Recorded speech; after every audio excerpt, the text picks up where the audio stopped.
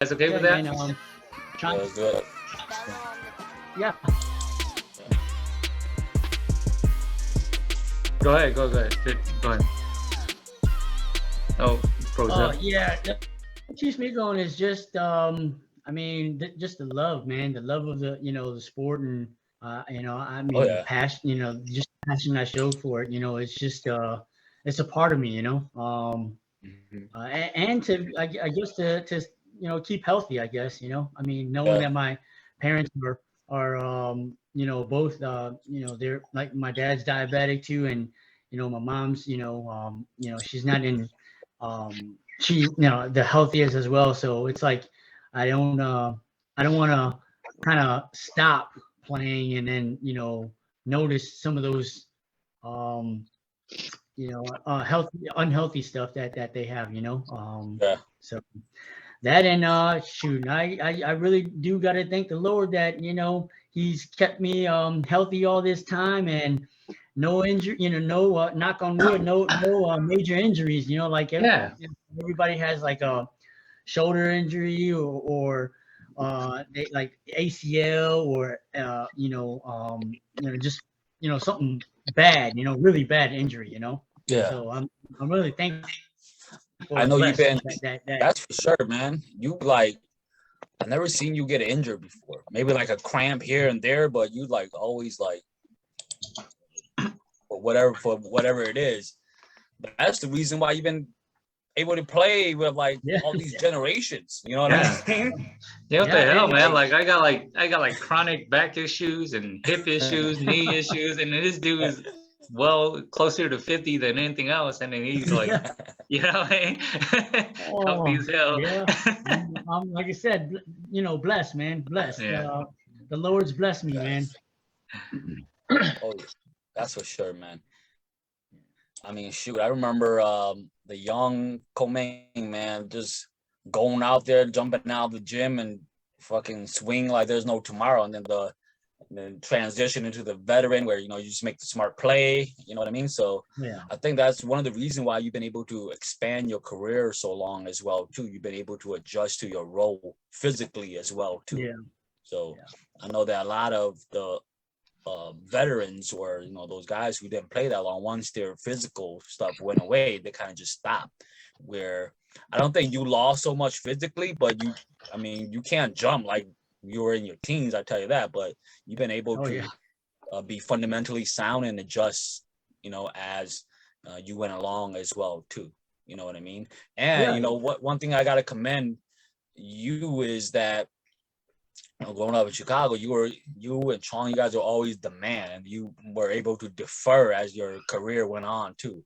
You know, so like letting Huey and Jones and them take over, and Cory and them take over, you kind of took a back seat, man. You know what I mean? Shoot, it's all at the end of the day, it's all about your legacy. It's all about winning, man. oh yeah, oh yeah. So Like I always tell Huey, man, it's not always about the like guys who jumps high and all that. It's you really want to find the guys who has the same kind of passion you have. right, right, Because when you find that person that has that same passion and same kind of like goal that you are looking at, it makes it so much easier right, to build around.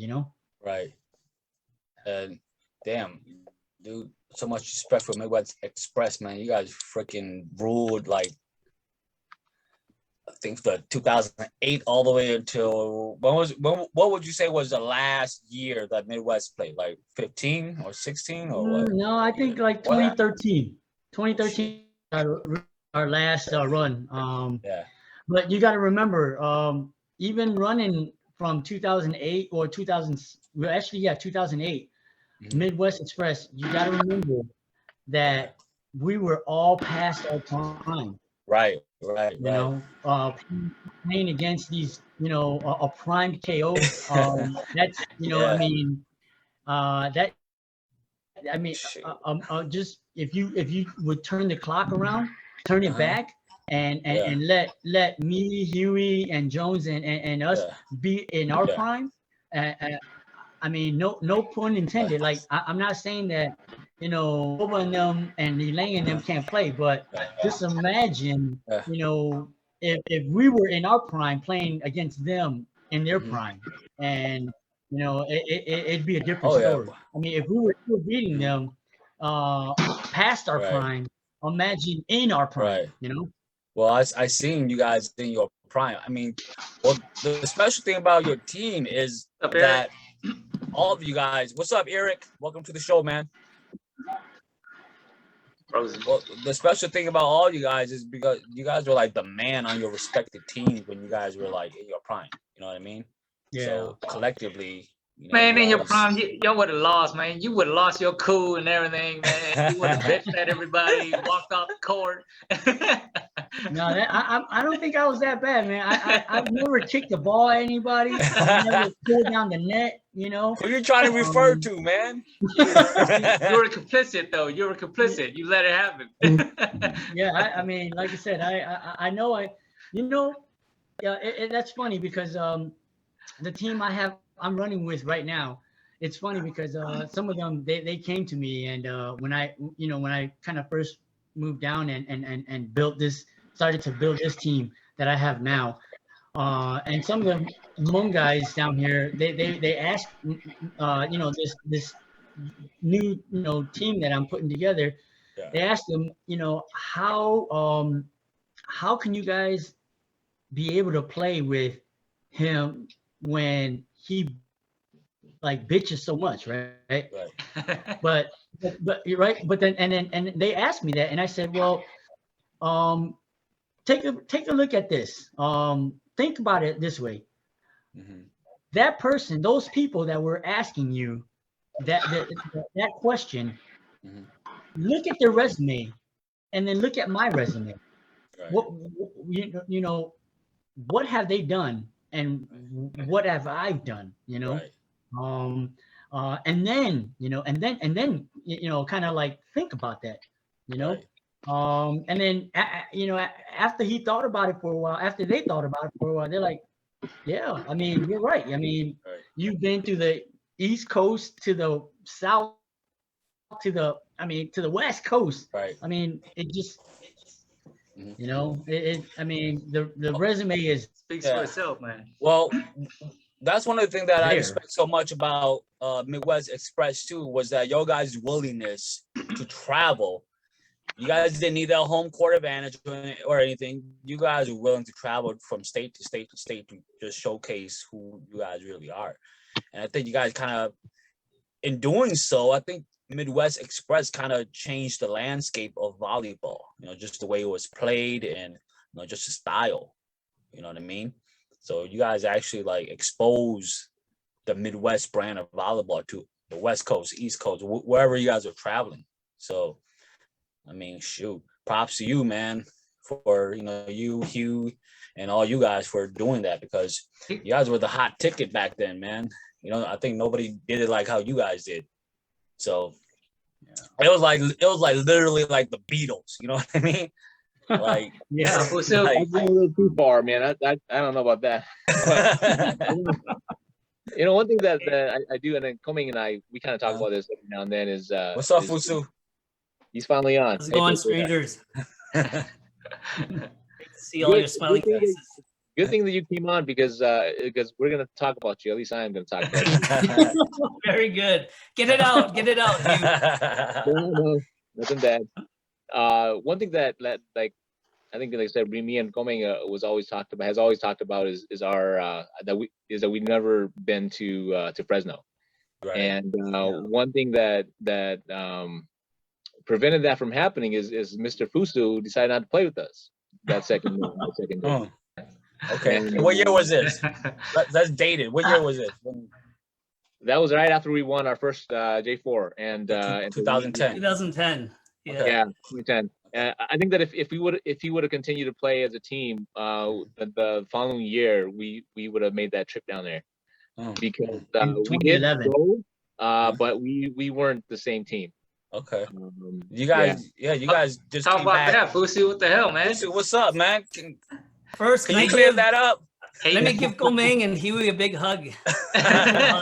Yeah. Yeah, what, yeah. what was the story Oh, behind man. that 2010? Yeah. I mean, go ahead, Go Meng. I guess, is it my turn or your turn? Oh no, the floor is yours, buddy. Yeah. Hey, great to see you, Go Meng. Long time no Great to see, see you. friend. Yes, definitely. No, no. I mean, first off, had I known we were gonna go to California, oh man, I would have stayed. No, I think we had a phenomenal run, the year I was in, and like I talked to Go Ming afterwards, I was like, it was perfect. It was like the perfect storm, meaning, we didn't, win every single tournament. We struggled, we survived, we were resilient. And, I think that's what makes a championship team. It's not about just dominating all the time. I got to say, though, when we had our full squad, and Go Meng and Huey knows this, we were unbeatable. I mean, we never lost a set the whole year when we had our full squad.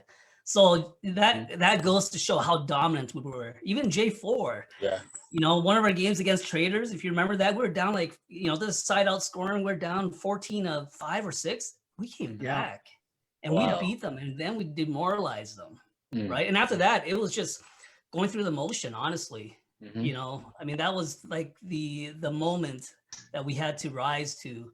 And so, what I told Go Ming was like, oh man, I had a fabulous time with the team. I couldn't have, as a setter, to be able to throw the ball anywhere. We had no weak guys, no weaknesses, really. You could throw the ball anywhere, and everybody was doing it.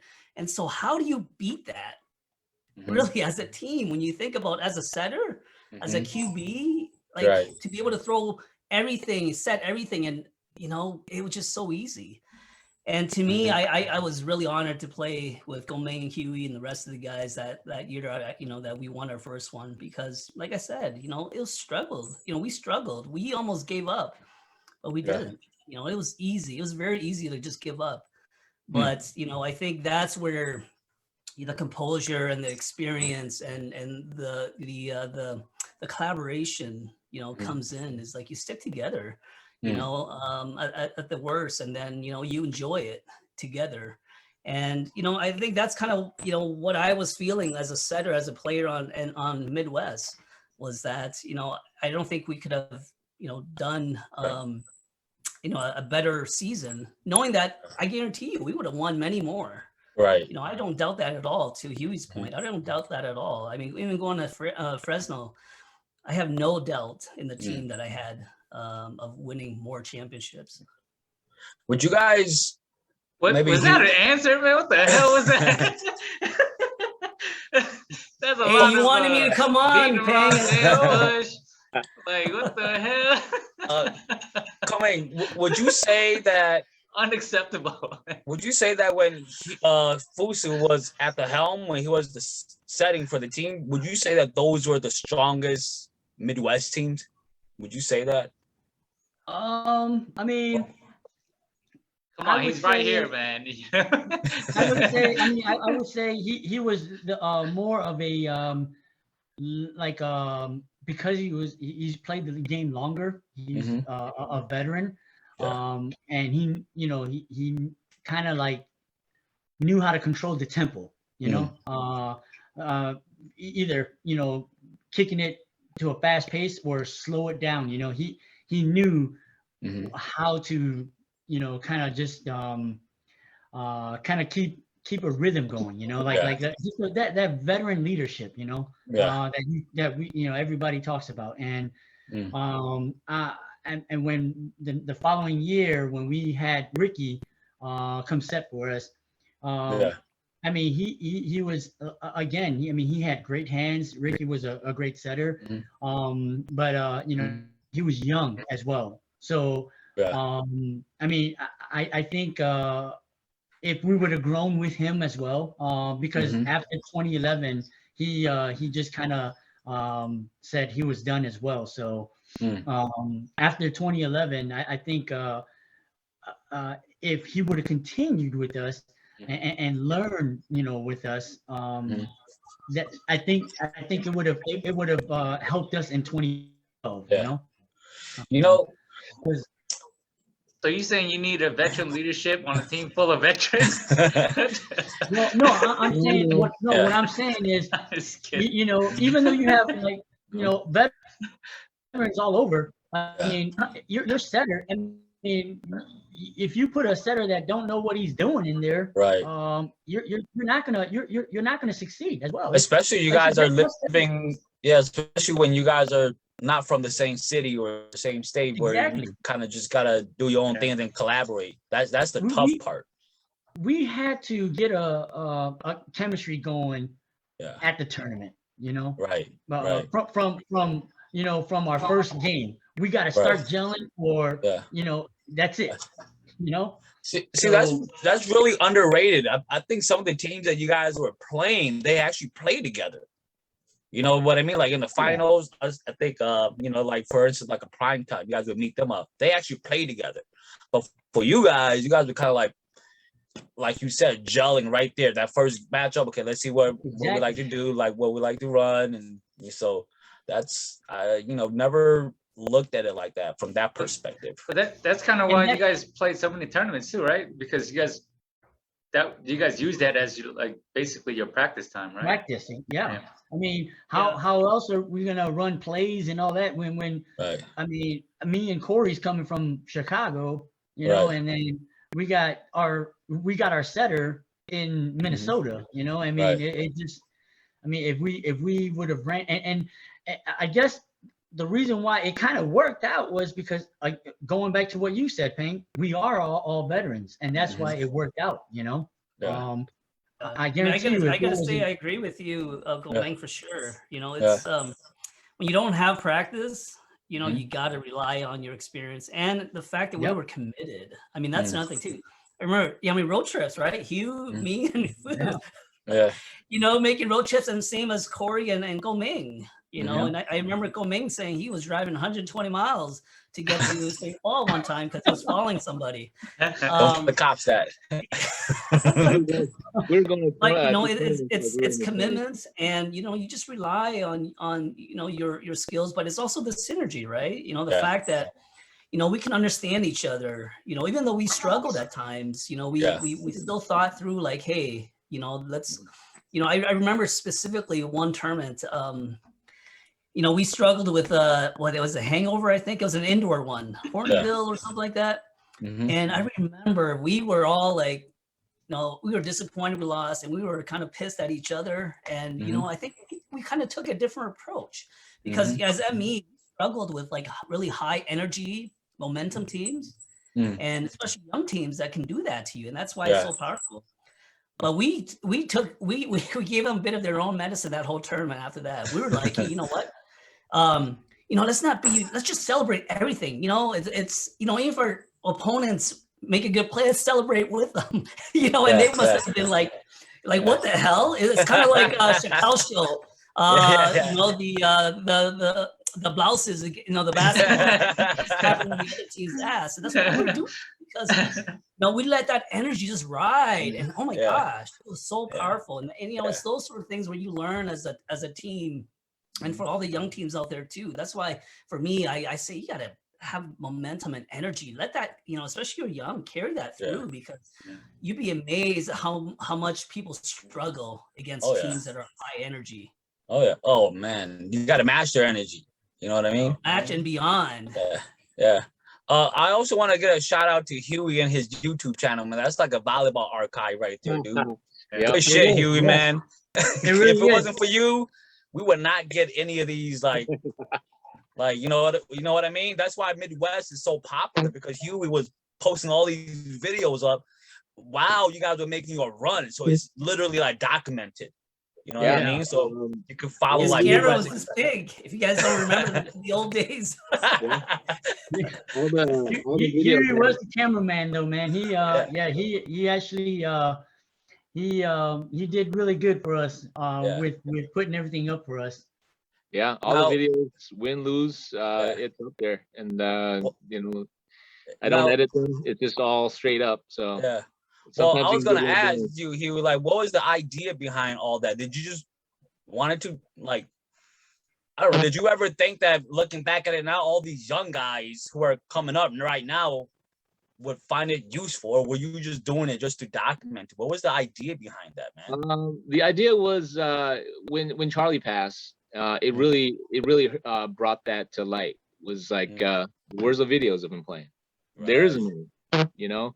And I made it a point to invest in the equipment, the time and effort to just document it. You know, I found it. I wanted to really record more games, not just ours, but it got to a point where it's like, you know, if I wasn't playing, I probably would do that, but it just wasn't going to work.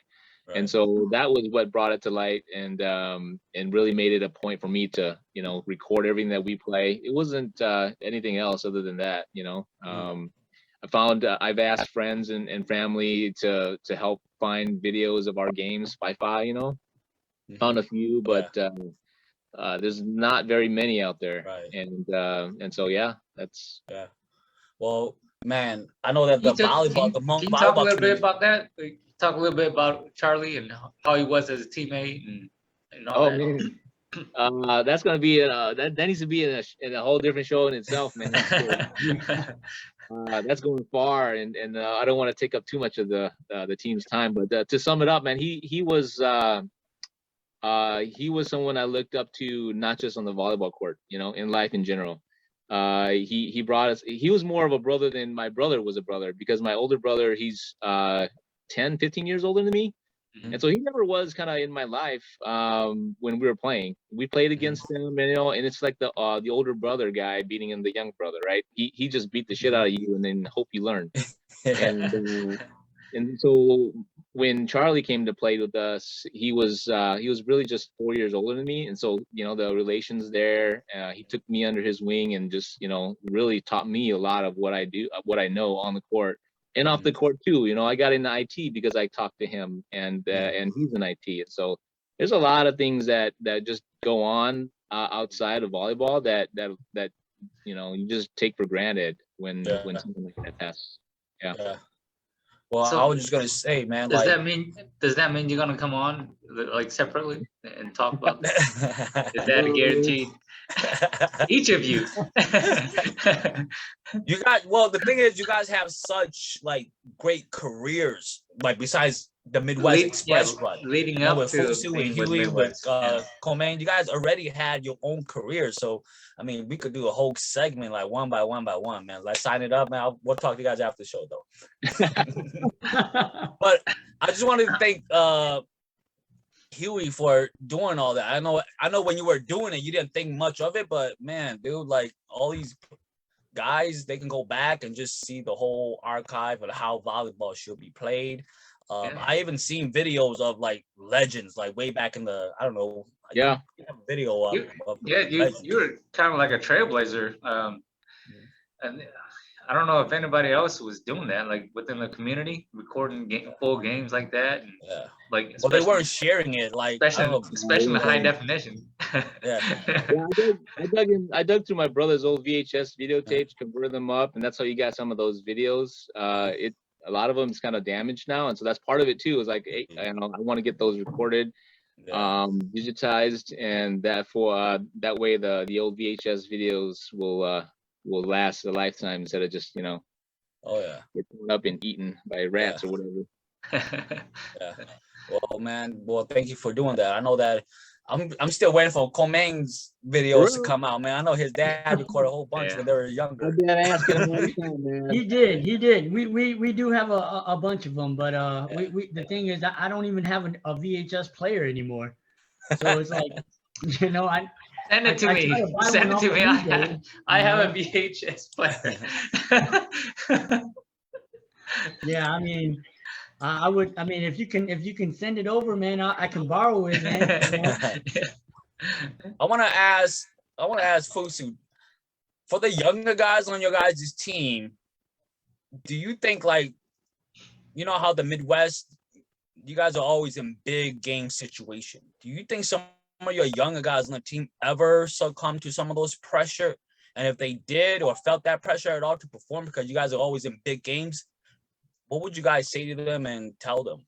Was there ever, you guys had some young guys there too. Are you talking about me specifically Yeah, when we played? Or are you talking about Midwest. Yes. Okay.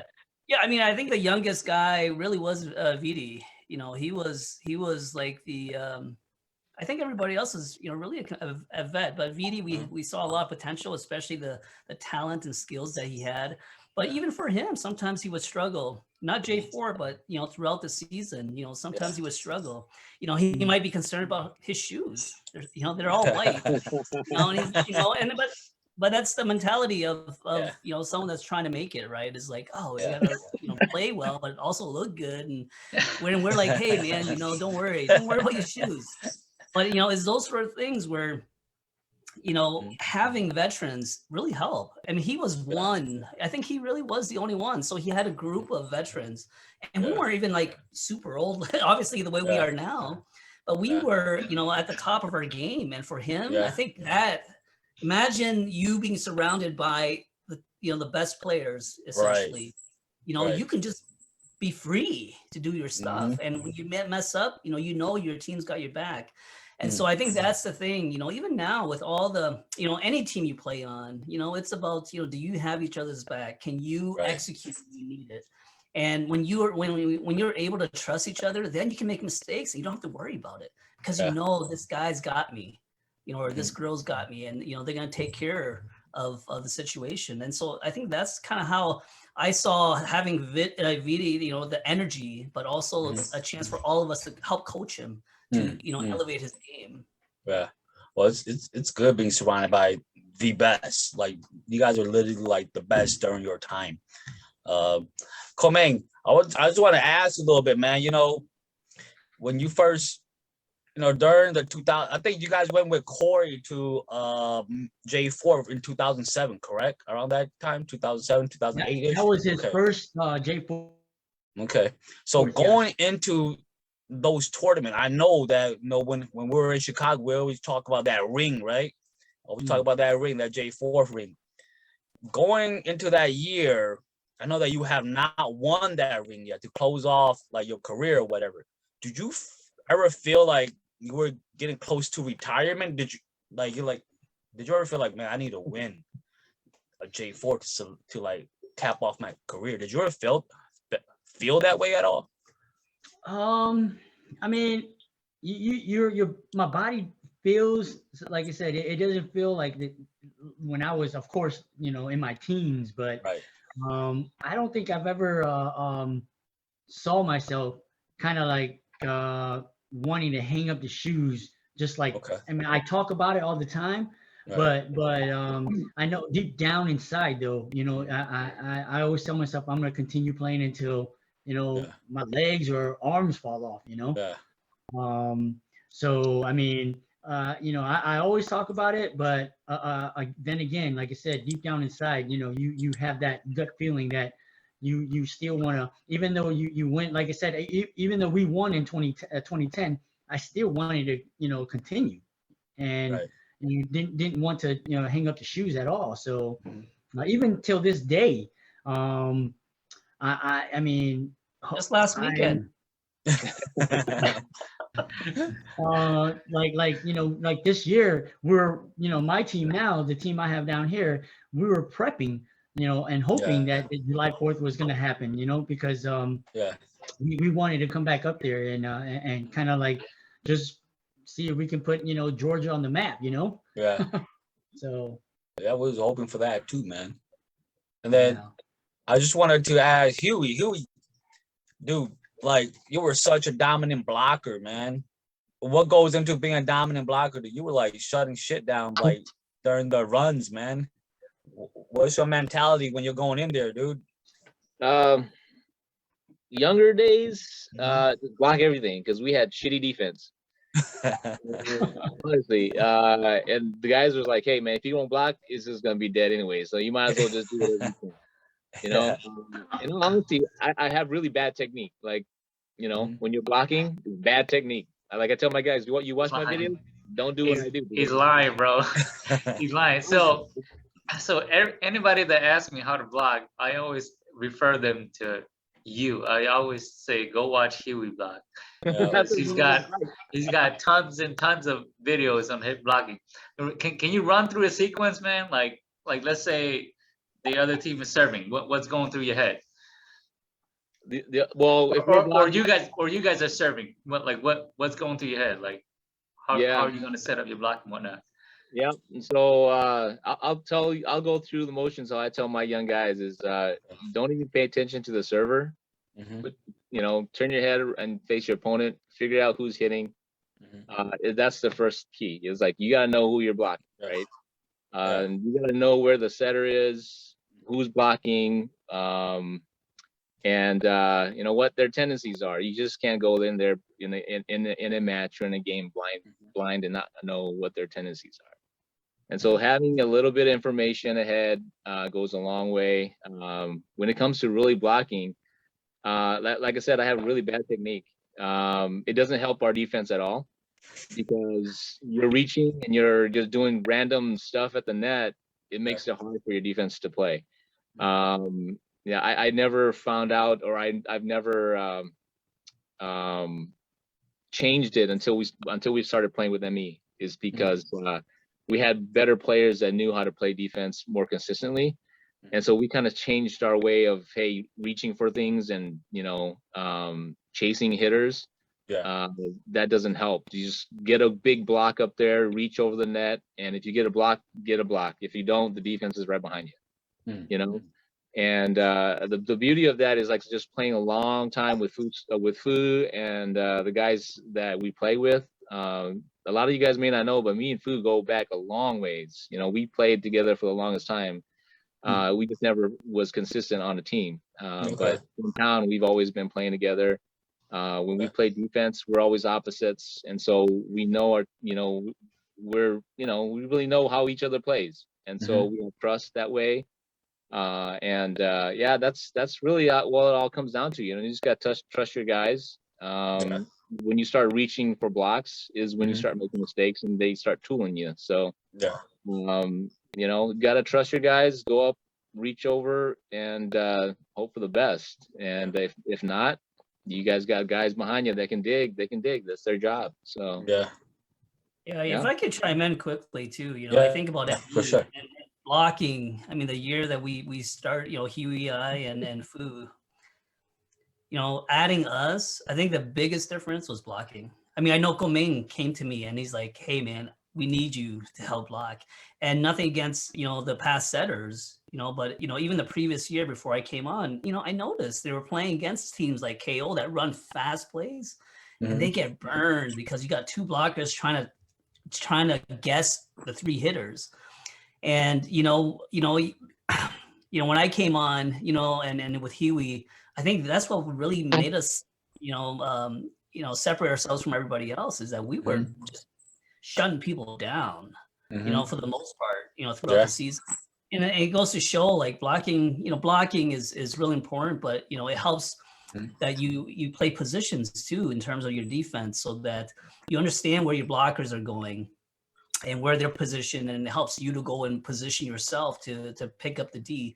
And we had great defense. I mean, that's the thing, was we had the best of all worlds, offense and defense, and we brought in folks to really help us do that. It wasn't just 6 players; it was a team of several.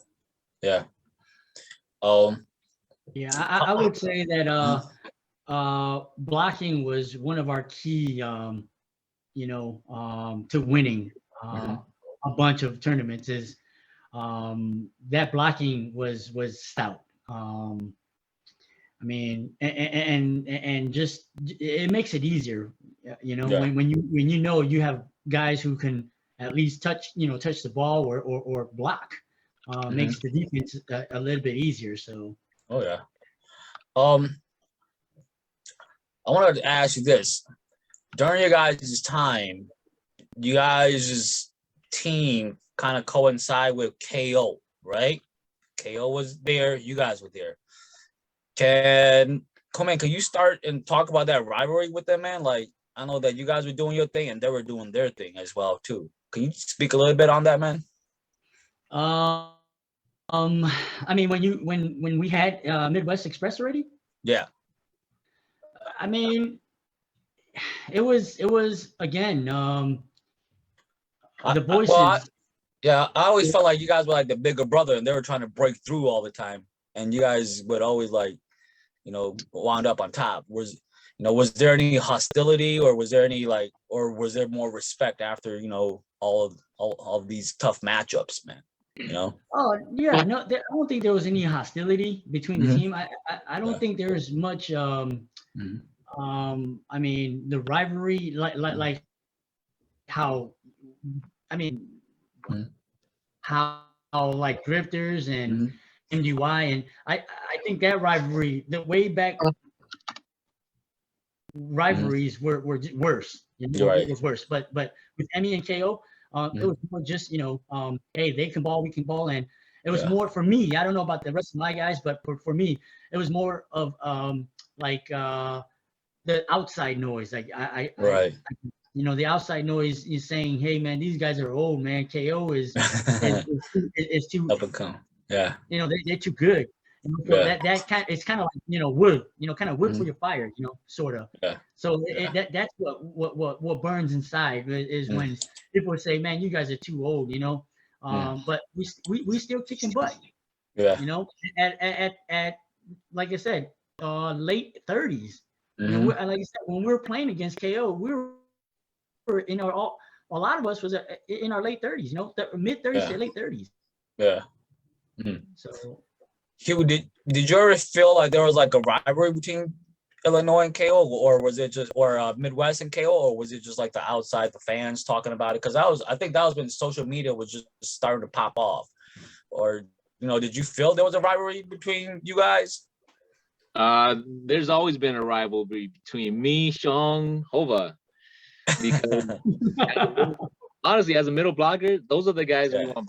Like, it goes back to the 5-5 days, man, because it was there. They were the guys from Wisconsin, that young bucks coming up, and at the time we were 5-5, and then they took over. Really, they took over when we stopped playing, and the rivalry has always been there. As a middle blocker, you look at these guys, And when we formed ME, again, it was all the noise out that had to do with the game. The respect and the mutual respect is there.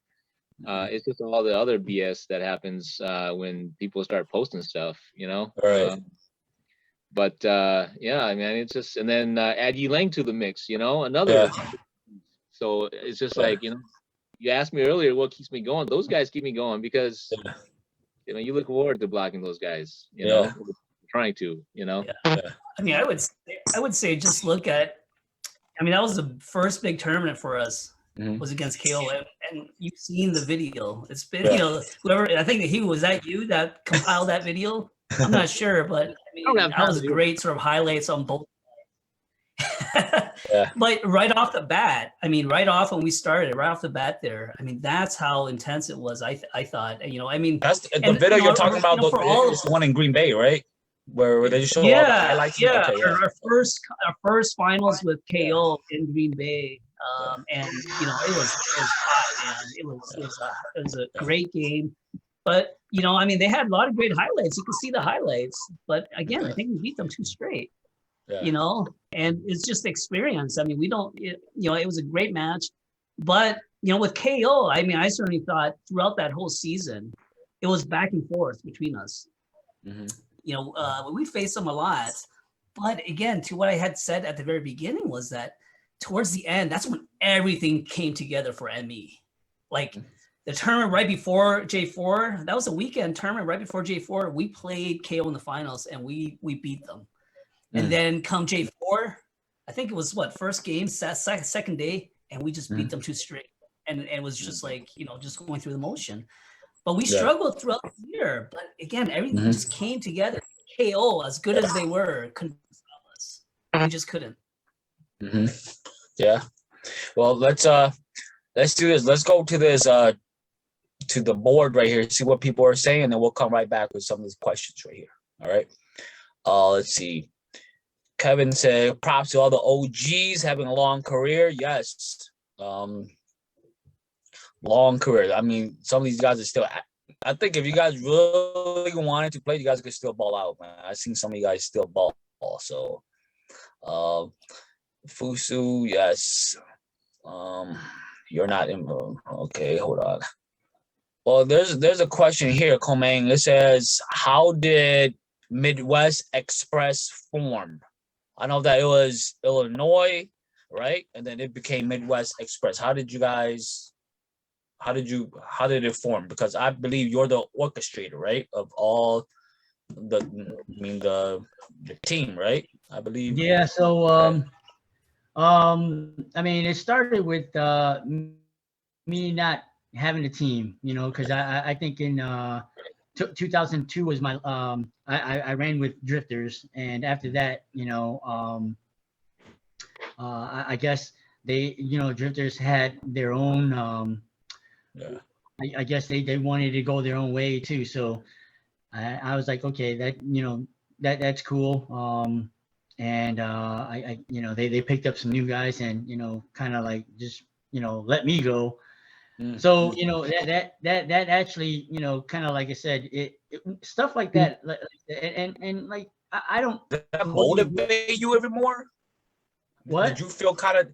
Well, sorry to interrupt you, but did you feel slighted when they did that? When they kind of like, okay, we got someone else. Did you feel kind of slighted? I mean, I felt like, you know, hey, it's okay, because I think I believe around that time too, I kind of like, you know, stopped playing volleyball a lot too, because I was focusing on, like, I don't know, like car racing.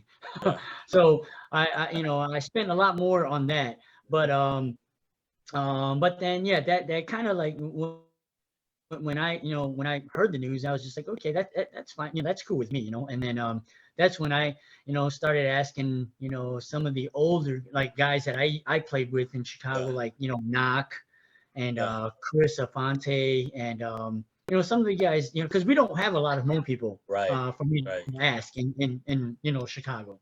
So that was right around that time when we left too. It was empty.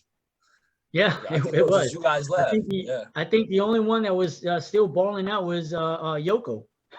So, you know, I you know, Yoko said, hey man, you know, let's just put something together too, and, you know, I'll run with you. And so, like I said, it was me and Yoko that kind of like started asking Knock and Chris and you know, John.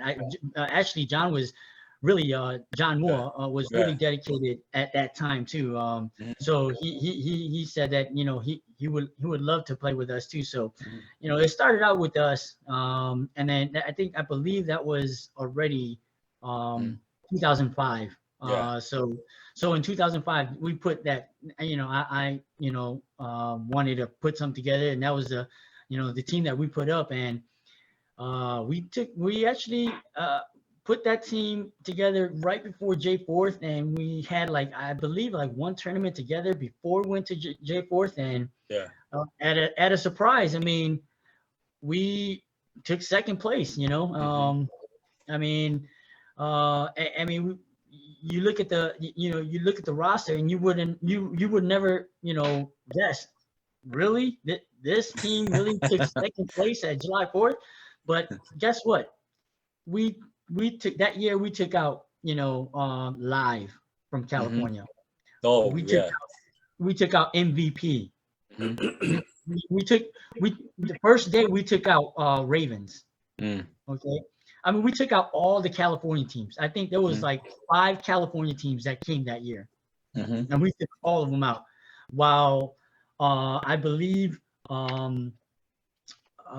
Ravens, when we booted them to the losers bracket, they took out all the Midwest team. So yeah, while they were taking out the Midwest team, we took out all their California West Coast team. You know, so yeah, I mean, and then unfortunately, you know, like I said, we met again in the finals, and you know, we again, you know, just, you know, I put a lot of blame on me, you know. You know, just kind of like going back and forth with the with the refs, which did really help our team out. So, Okay. I mean, well, damn. Well, I want to ask. Yeah. I want to ask how did you? Well, maybe Fusu and Hugh could speak on this too. How did Meng pitch this to you guys? Hey, come join me. We're gonna be running like this. We're gonna do this. How did he pitch it to you, Fusu? What was Meng saying to you guys, man? That was just like sweet music in your ear, man. Well, it wasn't just overnight. I mean, Meng and I, we've been talking for years, really. Yeah. And Meng's made some efforts beforehand to come up. And though we didn't get the chance to play, every time we saw each other, years before, he would be always pitching like, "Hey, man, when are you going to make the switch?" And the very final one was, I think with Meng, the same sort of thing. Meng and I are, probably the same age. I think we are the same age. Yeah. And so we were feeling like, this is the time, man. We're going to win. We're and one thing I would say for our team too was, like, if you look at all the players, we're all deserving. Yeah. I'm not trying to boast or be conceited, but I'm just saying we put our time. We dedicated decades into volleyball, and it just felt like it was our time. Like, we deserve, and we earned it, right? We deserve it. We earned it. And it was just the time, for me, and then with the roster too of Meng, like, hey, man, you got Cory, and then you got Huey and and the thing with Fu and Hugh and I, we played together many times, Jude and Fa, and I mean, it's just like, we just have a history together. So our chemistry, even when we were playing through that year, the three of us would be practicing, on an open gym, and then we get together with the rest of the team at the tournament. So I think that to us made sense. Like, at least half the team was with the setter. And so I think that it was just timing, and it was the right roster, the right timing, the right mindset for all of us, because it all came together. Like I said, I think that was pretty much it. Wow. And like I said before, it was the right drive. Everybody that on ME had the same goal, and the same drive, and same passion for the sport, and that went a long way, Huey, what did Meng say to you, man? Were you guys always like talking on the side of it? Yeah, man, let's do this someday, or what was going on, man? No, tell us the behind the scenes stuff. I didn't know Meng too much. When he asked me, it was honestly, hey, they played together with Fa. They have to go through that story yet. Okay. Okay. Well, go ahead. I was gonna bring that up. No, it was honestly, it was Fu and Fusu that made that decision for me. Okay. Nothing against Meng, I love him, brother. I like a brother, but it was Fu and Fusu. If they were on board, I was on board, because I know, like I said, we played with each other, we played against each other. It was very important for me as a middle to have a setter that I can work with. Yeah. It would have been hard if we had a setter out somewhere else, That would have been one of the deciding factors. But hearing that those two guys were on board, it was an easy decision for me. And then friggin' Cory's on, shit. I played with Cory. Go ahead. So with that, when Fusu decided to leave, how did you feel then? Like, you know what I mean? You know how tight you guys are. I never called Huey. Hey, Huey, I'm sorry, man. Man. Sorry, dude. Have you forgotten him yet? Big hug. You forgive him yet? I'm gonna come over to your house right now and give you a big hug, dude. Dude, you're costing like 2 more rings, man. What the heck?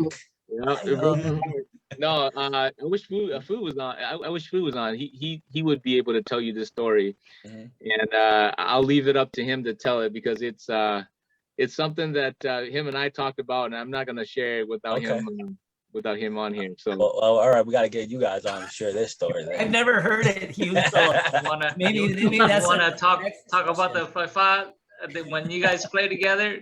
You guys want to talk it on air or off air? He said he don't want to do it without food here, so we'll wait. We'll respect that. that's a different topic. I'll just say this. That's all water under the bridge. It's all done, and we don't need to talk about it because we'll go off here. Yeah. I know that. So, Meng, what were you thinking about when you were putting together this cast, man? Were you thinking like, you know what, like I'm looking to dominate, man, or were you just like, I'm just looking to get my career going? I'm just to play ball. What were you looking at, man, when you're making these moves and phone calls and, you know? Like I said, man, it gets tiring when you have a team that is not consistent, you know. Yeah. Nobody knows this unless you're in that position where you're constantly calling people just to play volleyball. You know, I mean, I shouldn't be begging you or chase, you know, like always calling you just to play volleyball. You know, I mean, you kind of want it too, and so like I said, with these guys, I never really had, you know, keep calling them. Hey, are you going? Hey, you're gonna go here? You know, hey, no, it gets tiring. You know, they were hungry, just like you. It gets frustrating, you know, because like I said, I have a family. I could choose to say, you know, forget all this. It's too much headache, and just you know, spend time with my family. Right. You know, I would take them to the zoo. You know, do something else. So it gets to a point where it's like when you call somebody and they're like, well, I don't know. We'll see. Let me check my calendar. You know, that tells me, man, you really don't want to play. You know, so it's like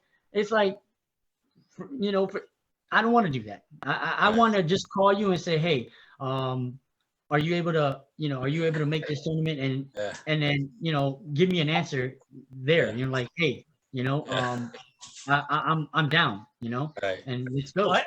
Hey, Meng, I would just add to that, like after that J4 tourney, you know, you called me and we went to Sheboygan to play right after that weekend, right after J4, right? And, you know, I was there and that was the beginning. That was our first tournament together.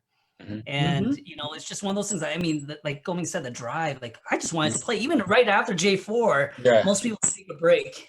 Celebrate. You know, let's regroup. I rest. Let's go vacation, whatever. We were like, no, man, we'll play the tournament right after it. And, you know, that's how it started. I think it's just people wanted it so much that we just made the effort to go. And we didn't have to wait for Meng to be like, hey, let me check my calendar. You know, let's just try to make. You see that, young guys? They wanted it so much they called each other. No text, no nothing, no messenger. They called each other. They were paging one another. That's how old school they were. They were paging and faxing. 911. Fax and everything. Oh, hell no. But can each of you guys talk on this? Each of you guys, I think, just in my opinion, without, you know, the J4 win, I feel like you guys are already great players. I mean, obviously, Meng, growing up, he was like basically our hero. You know what I mean? Him and his brother, obviously. And then, you know, coming up, watching Hugh, getting our ass kicked by Hugh, and watching Fusu, same thing. Do you guys feel like you guys needed that J4 to validate you guys? Good question, man. Go ahead, Meng. No, I was just gonna say, you know, whether I've gotten it or not, I mean, and it's nice to have gotten it, you know, under my belt, but whether I did get it or not, though, I just wanted to leave everything, you know, like kind of just say, hey, man, I've done my best. I've played my best, and you know, even though I didn't get it, it's okay. You know, at least I loved what I was doing. You know? Yeah, I would say it wasn't about validation, but it felt awesome to win. And so I mean, obviously we you know, we've played so much, and everybody, all the youngsters now and all the OGs, I mean, we're all playing to win. And to, you know, for us, we're not thinking about the championship, we're just thinking about the competition, you know, and we're trying to be the best we can be. Really, at the end of the day, that's what it really is. You know, are we getting better every time we play? And I think it was just icing, you know, on the cake to win J4. And, you know, I would also add, like, if you take a look at our team too, what I really appreciate about our team was that you take every person on our team and they can lead their own team. Right? What do you mean? They already did. That's what I'm saying. They have proven that they can. That's my challenge for all the young folks out there. Can you split for your team and go and just play with some other team and take them as far as you can, right? Yes. I mean, that to me, you know, is what leadership's about. That to me is what talent's about, right? It's like, you know, your ability not just to play with the best people, but like to take the, you know, we'll say the worst people and lift them to a different place.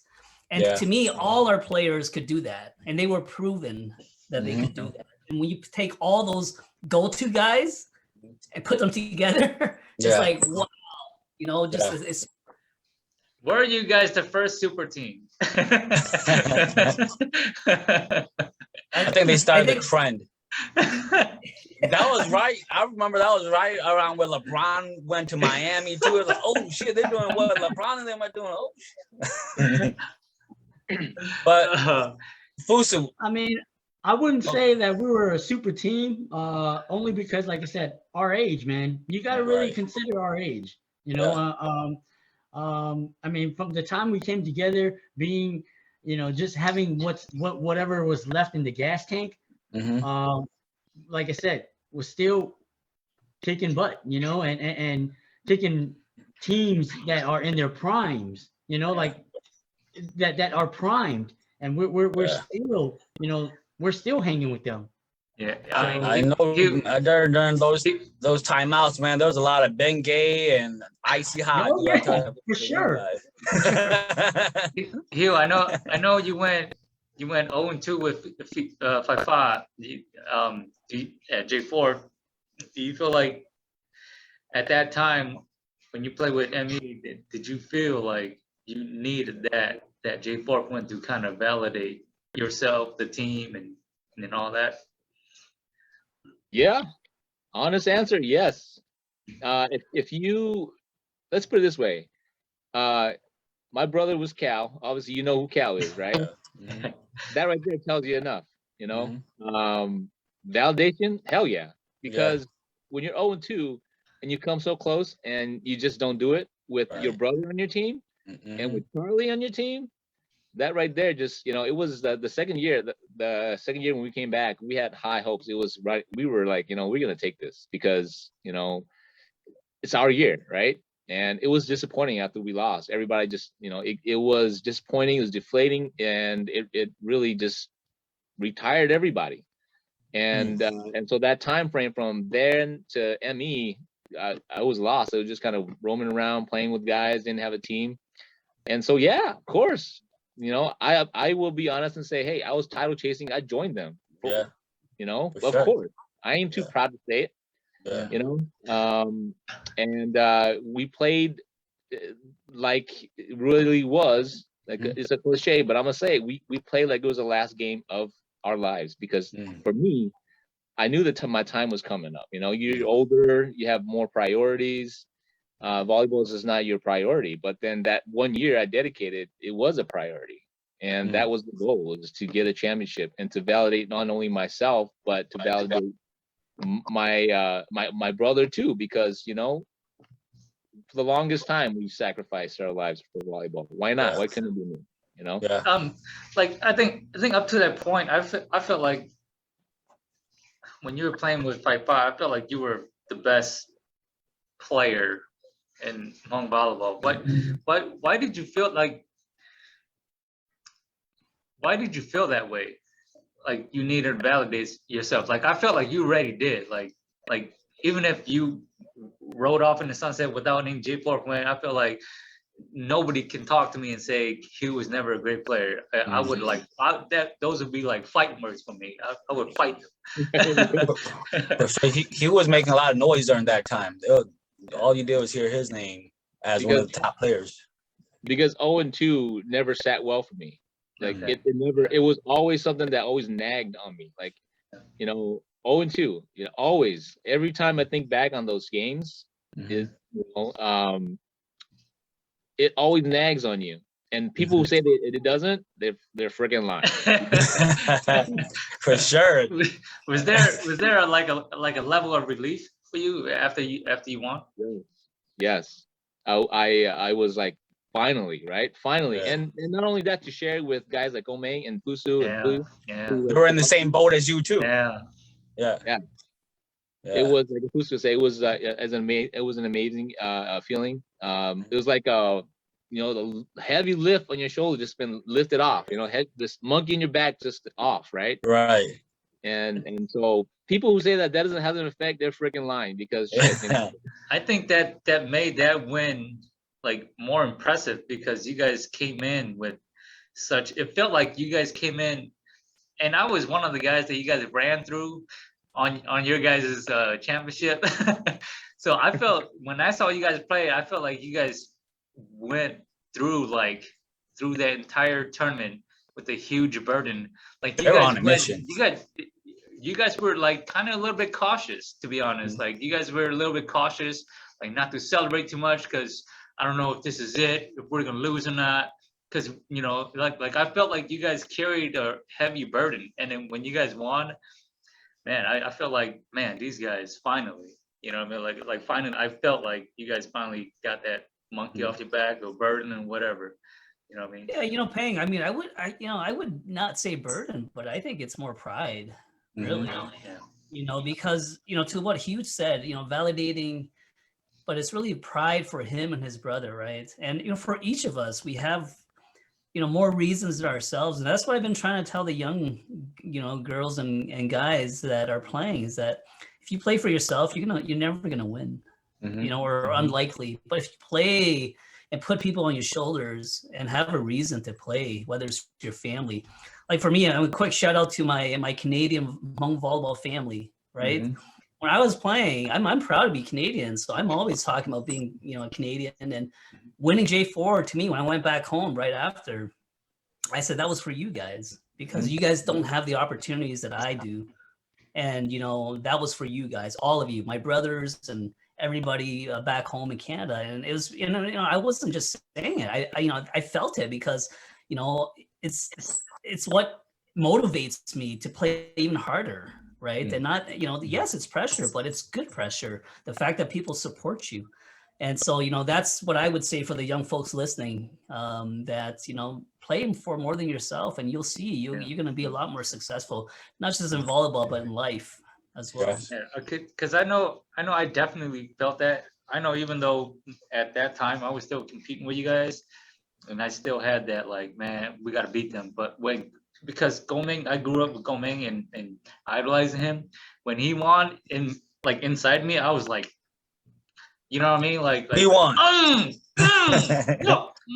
then you get what I'm saying. And then, but you gotta dial it back and be like, all right, we're going after them. You know what I mean? Well, I would say much respect to KO too, because they were cheering us on in the finals. I mean, they celebrated with us, right? Yeah. And so your frenemies, come and celebrate with you, because they want for you just as bad. Because I mean, to me, I saw not just in person, but to see on video how excited they were for us. I think when it's something special when your opponents are also cheering for you. Yeah. And I think that's why it was so special.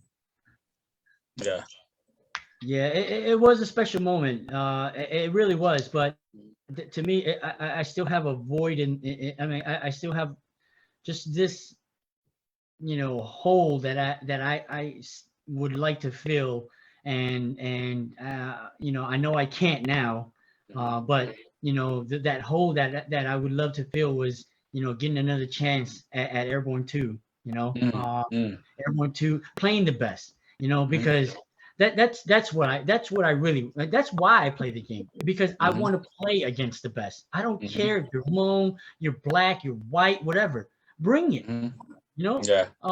I mean, like I said, that's what I'm doing now down here. I'm going to these, you know, men's triples, and you know, even though they're, you know, again, they're taller, bigger, and all that.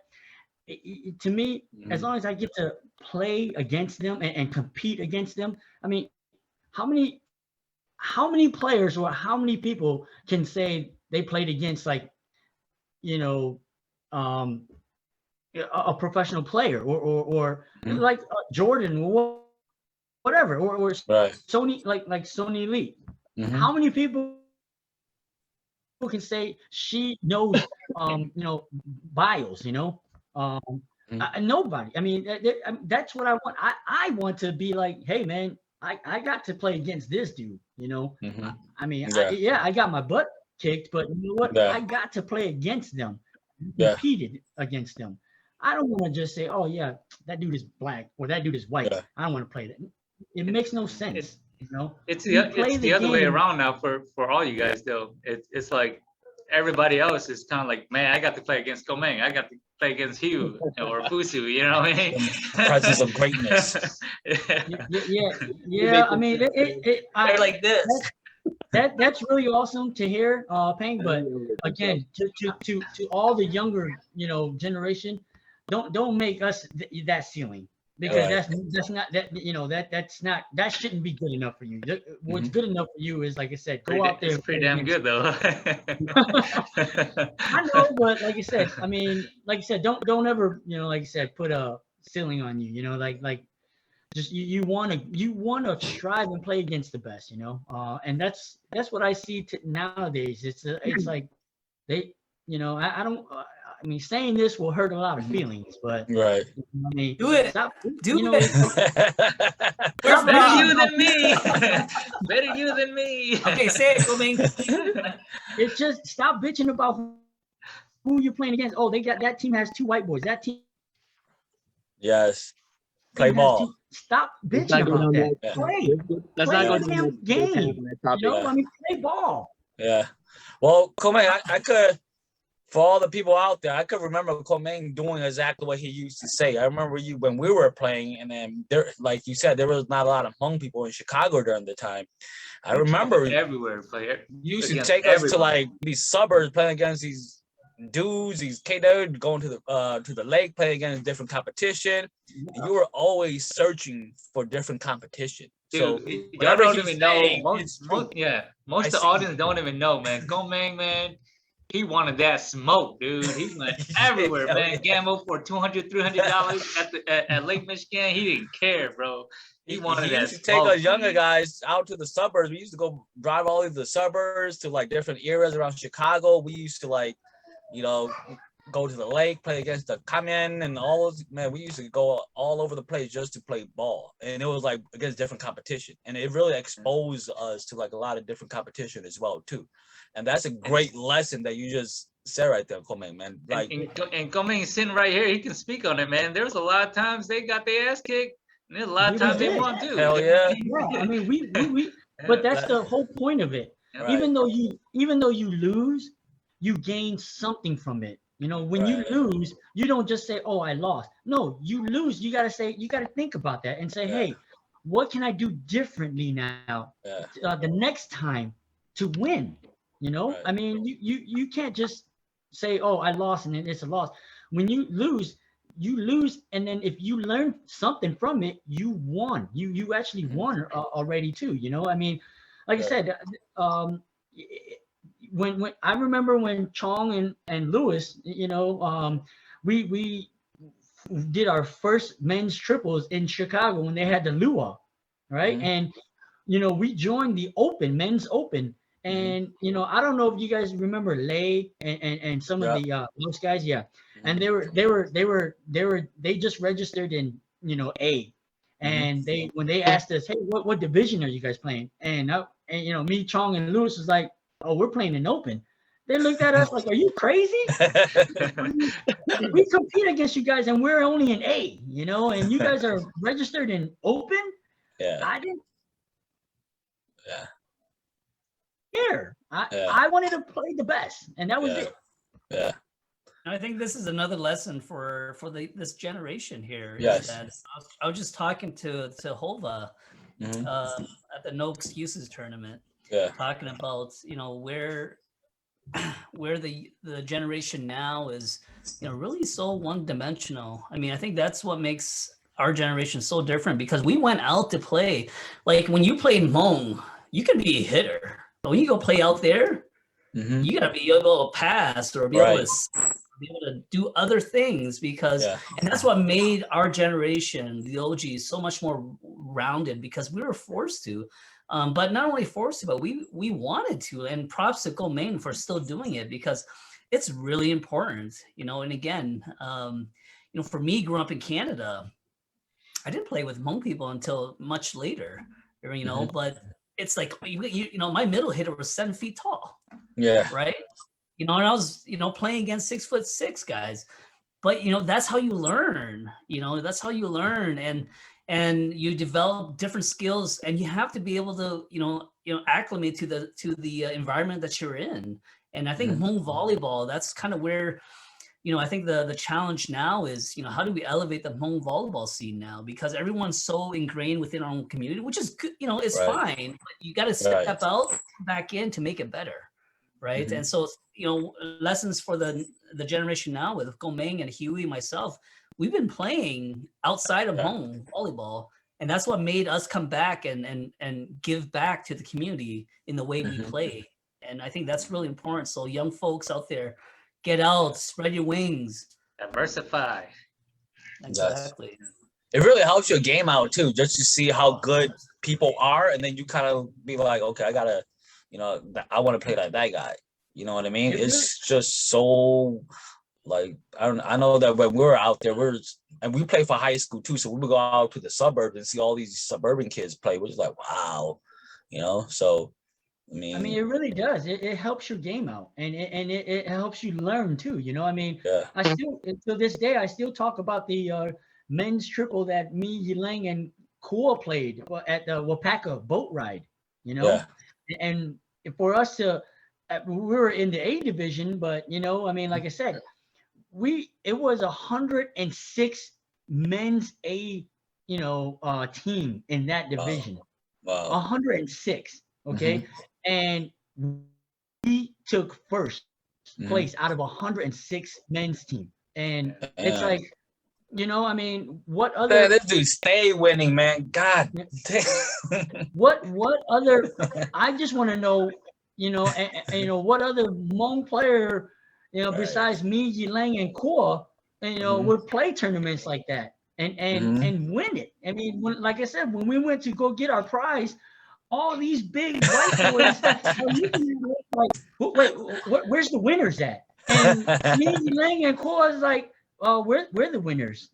I mean, it shocked, all of them, like, wait a minute. These guys, are you guys kidding me that these guys are the first place winner in men's A, Right. I mean, those are the kind of things that, like, it makes you, proud of what you kind of like do, like the passion. Yeah. And I think your journey is so unique. I mean, we were just texting like a couple weeks ago. You're sending me pictures with you holding freaking money up, winning tournament. I was like, damn, this motherfucker is still fucking killing, man. Like, as long as that's all he was texting.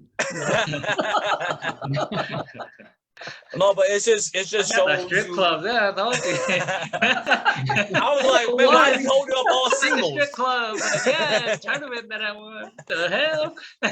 No, but it just goes to show you how much love you have for the game. I'm like, holy cow, man! Like, sure you sure you sent the right video? The right. Okay. Well, let me ask you guys this. It was a hot topic a couple weeks ago. What do you guys think? Let's start with Fusu first. What do you guys think with the, since it's out there, I haven't had you guys' opinion on it yet. What do you guys think of the California first, second, and third in Warsaw, man? Give us your take on that. So I gotta say, I was actually at July 4th, I was in Fresno to visit family and, a funeral essentially. And I actually stepped in to watch the finals that they had indoor, squad and critical. And the third place team, I think Phantom was there. Yeah. And I was like blown away. The intensity, I was like, and I was talking to the teams. I was like, hey man, if you guys want to win, you got to bring that intensity to the Midwest. And then I came back and those teams came, and it just goes to show. I mean, I already saw it beforehand, how intense their mindset was. And coming to Wausau, I mean, it wasn't a big surprise. I mean, certainly Titans, but to me, I thought it was, it was great to see that a team won. Like, it wasn't super team, right? Yeah. And it tied in perfectly with the Milwaukee Bucks and Giannis saying, you could still play big. You can still, have a team and not a super team. The super teams went away quickly, right? And so for me, Titans represented, that teams actually can still win and not just super teams. So that's what I took away from it. I thought beforehand, and I think it just, I think maybe they listened to me. Yeah. Because of Fusu. A Midwest guy. Hugh, what's your take on the first, second, and third, man? Impressed? Yeah, real impressed. And in a way, it's good that the Midwest kids and the Midwest teams see that, because when you have successful teams, it's a copycat, right? You gotta copy them, and they set the standard. And that's what at least I've been preaching to my young guys is, you guys can play individually. You guys, individual skills is great, but can you play as a team? Look at those guys, then the sacrifices they have. When you play out of rotation because you just want to play, that hurts your team. Look at those teams. They put their best players in their best positions to play. And it may be not their best position, but it helps the team. And that sacrifice and those sacrifices that they make to make the team better, that's the keys to winning. And like I said, it sucks that they came up to Midwest and won, but in a way, it's a good thing, because they show us how to win, and props to them. But the young teams up here now, they see it, and I want them to emulate it, and there's nothing wrong with that. You can emulate a team and make it work to your own team. And don't be too proud not to admit it. It doesn't matter, right? For sure. So that's my take on it. Is props to them. They were the best teams that came up and at that tournament and won.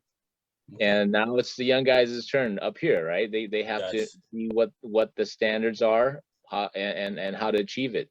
And I think I said it in a couple of posts before, is we got a lot of young guys up here. There's tournaments here that teams all out of the woodwork, 20, 40 plus teams. That's I've not seen that in the longest time, Yeah, I know. They're coming out. Yeah, and the talent's not there yet, but give us a couple of years, out of those 40 teams, 5 or 6 will be out there. I guarantee it, and so, congratulations go out to them. Give us a couple of years. That's all I got to say. Yeah. Meng, your take on it? I know you wouldn't let that slide, man. I know being the competitor you are, you're like, man. But what's your take on the Cali Sweep, man, per se? First, second, and third. I know it's a topic that's on the internet. I know you're not on the internet a lot, but people are, all over that. Let me get a little context. People are saying this coach is better than that coach, or this. There's just a lot of debate. What do you think about California? I know Titan won first place, Critical won second, and then Phantom won second, and Critical won third. They're all from California. What's your take on that? I don't really keep up with the Midwest players anymore, so I don't know who's the young and up and coming players or teams. Since I've left, I guess KO was the the team that it should, be all the younger folks should really look up to. And Yes. and all I can say is like what Huey said. I mean, prompts to the West Coast of coming over and kind of put a beating on the Midwest, and hopefully that wakes some people up. I mean, to me, I mean, I'm different. Like I said, if I was still there, it'll hurt me, and it would like prompt me in kind of training harder and going back at them. But of course, if I was younger, but I mean, it's up to the younger generation now to kind of like say, hey, I didn't like that. I didn't like what they did. I didn't like the way they came to our backyard and to my house and took the cookies out of my jar. So, I mean, that to me it doesn't sit well. If I was still there.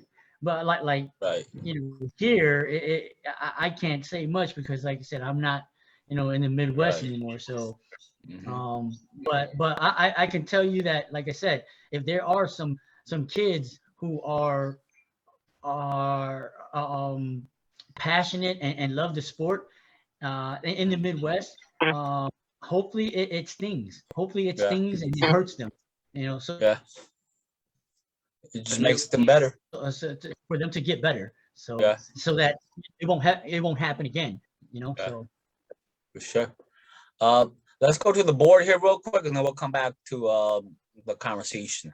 Let's see. I remember Jones and Eddie almost fighting. I don't know if you guys remember that or not, but I don't know. Speaking of rivals, how did J4, KO, and Midwest mix up actually get initiated? I'm not sure what that. When you Lang and Wolf play with the. Oh yeah. You guys. Maybe. I don't know. I don't know the context behind that.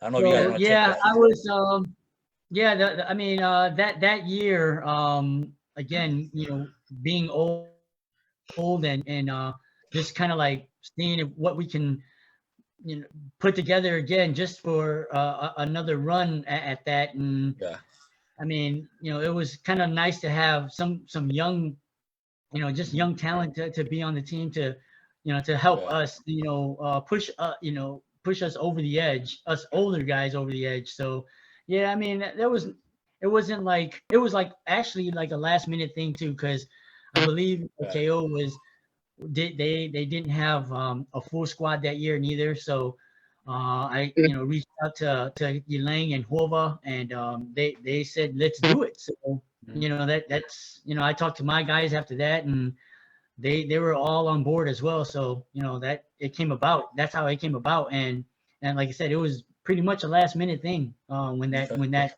team was put together. What year was that? Was it 12? Oh, that was probably like 16 or 16? Something like that. Okay. Who remembers because he whooped y'all, huh?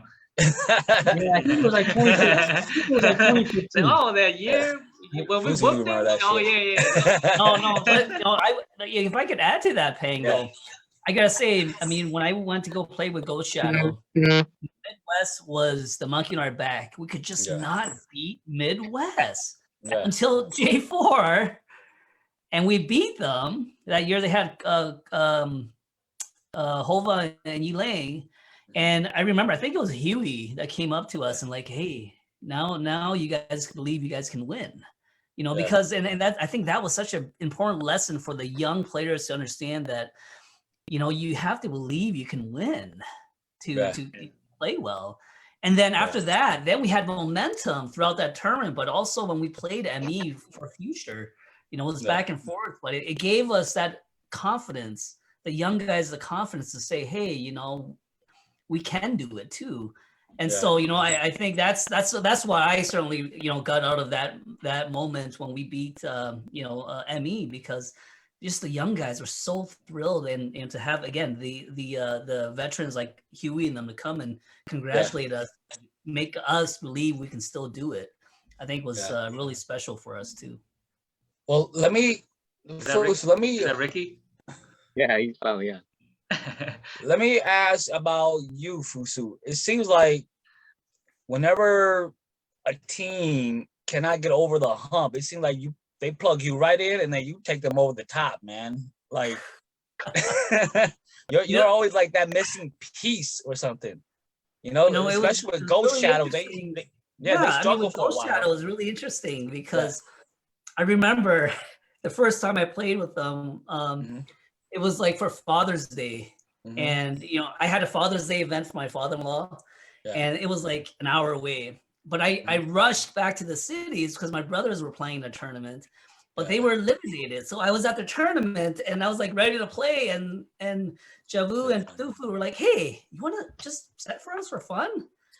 And I happened to set for them, and we, we had really good chemistry at the beginning. We won the tournament. I basically played in the finals, I think. And then J4 came right after that. And as soon as as soon as Ghost Shadow lost or got eliminated, I remember Thufu came over with cases of water. Yeah, it's almost kind of like the Hmong tradition. He was really formal with it. Yeah, he was really formal. and he's like, "Hey, we want you to play with us," And it was kind of like I was like, I didn't know what to do. Like, is he gonna pay or is he gonna? But it was like that moment of like, it was just like respect, right? It was respect, and the fact that, I think they just saw something.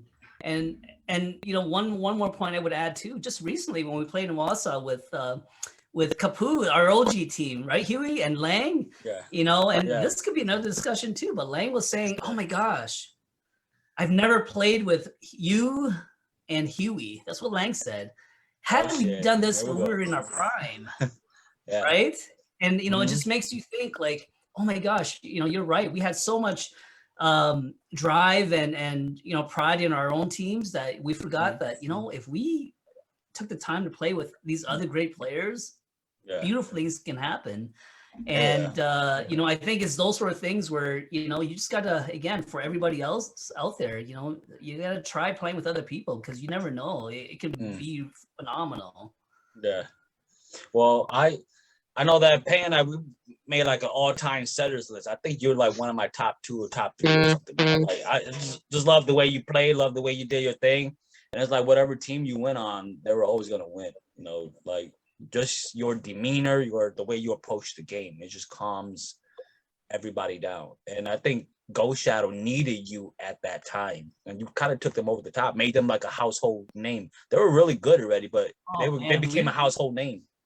Fusu didn't make my setter list. He made my hitters list though. They didn't put you on his setter list though, man. So Ricky, you have to relook at that. What's up, guys? What's up, Ricky? Welcome to the program, Ricky. So if you guys are just tuning in, we are with Midwest Express, man. We got Meng here, the orchestrator. We got Ricky. We got Huey. We got Fusu. So we got the gang right here, man. Let's go with. Let me explain real quick. So Fusu was part of the first J4 run, right? Yes. And then Ricky was part of the second run. I don't know what year that was coming. What year? 13, right? 2013. 2013. Yeah. 2011. Was it? What? Yeah, it was 2011. He ran 2011 with us, and we took second in 2011. Okay. And then 2012 was with another setter, and then he came back to set for us for 2013. Okay. And then we won in 2013. Okay. Go ahead. We'll come back to that. Yeah. Let's go with the board real quick, see what our viewers are saying. So, and then we'll go back to some of the questions. Let's go here. Meng said, "Who would be your dream team right now?" Right here, they're sitting right here. Let's talk about. I think this was a hot topic. This 6 right here. Hey, we're playing 6 right here. I think I can make use of you guys are what playing, you want man. to do? So drinking games, volleyball, what? Golf? What y'all want to do? Hockey? Come on. Hey, that discussion is gonna be long. How about you guys just type it in later, man? What's your dream team? Hot topic. Let's see. Can you guys ask Meng how he got his hops? Kong, I posted a video of you. I think you guys were at, I believe that was Platteville. You guys were playing against Drifters, and you were just fucking flying out of the gym, man. People saw that, they forgot. Some people remember, but some people forgot how Meng was. They're like, oh, well, they don't even know, man. Most generation now, they don't even know. Yeah, so before Meng answers, I think I heard Lewis, put his lunch, hung on a branch and try to jump to get it every day. Go ahead, Meng. Is that true? Part of it, no. But no, it's just I mean, I never really did work out or work on the a vertical jump at all. It was more playing 7 days a week, jumping. I mean, constant jumping. I mean, when you're constantly jumping every day, for 7 days a week, from morning to night, I think that is what kind of developed my, the hops, the vertical. So I think yeah, that played. I mean, like I said, that played a big role in having, the vertical that I had. Was every day just jump. You could dunk back then, right? You could dunk you could dunk like a volleyball or like a tennis ball back then, right? Yeah. I mean, that's equivalent. That's kind of equivalent to like max jumping, like the full day. You know what I mean? Because you guys are playing. I mean, you're jumping with purpose. You know what I mean? You're just not doing these lazy jump drills, and you know what I mean? You can get lazy with that. But if you're playing like all day, I mean, you're jumping with purpose, max jumping. You're talking about max jumping like majority of the day. So yeah, definitely. Yeah, I mean, Meng's proof, but and you're right about that. If you look at KG right now, Sai, I mean, the guy is training super hard. I mean, to Meng's point, doing what Meng is doing, constantly working out, conditioning, jumping, and that's why his game has elevated. Yeah. And to everybody out there, it's not just, there's park players and then there's tournament players and like real serious players, right? Yeah. And Meng is a serious player. He's a tournament player.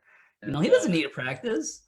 But he's a pretty good practice player from what I could it's the conditioning. But it's the conditioning. I think that's one thing that Hmong volleyball we don't focus on is conditioning. There's a lot of trash talking, a lot of talent, a lot of just playing, but there's no conditioning. And it's the ones that show conditioning that you can see their game has gone to the next level. Yeah. And so props to Meng and everybody else and Sai for always posting and hoping that motivates everybody to condition for the sport. Sure, man. Let's go with a couple more. Someone asked Cory or Matt, man. Who would you pick? With your life on the line, Cory or Matt, man.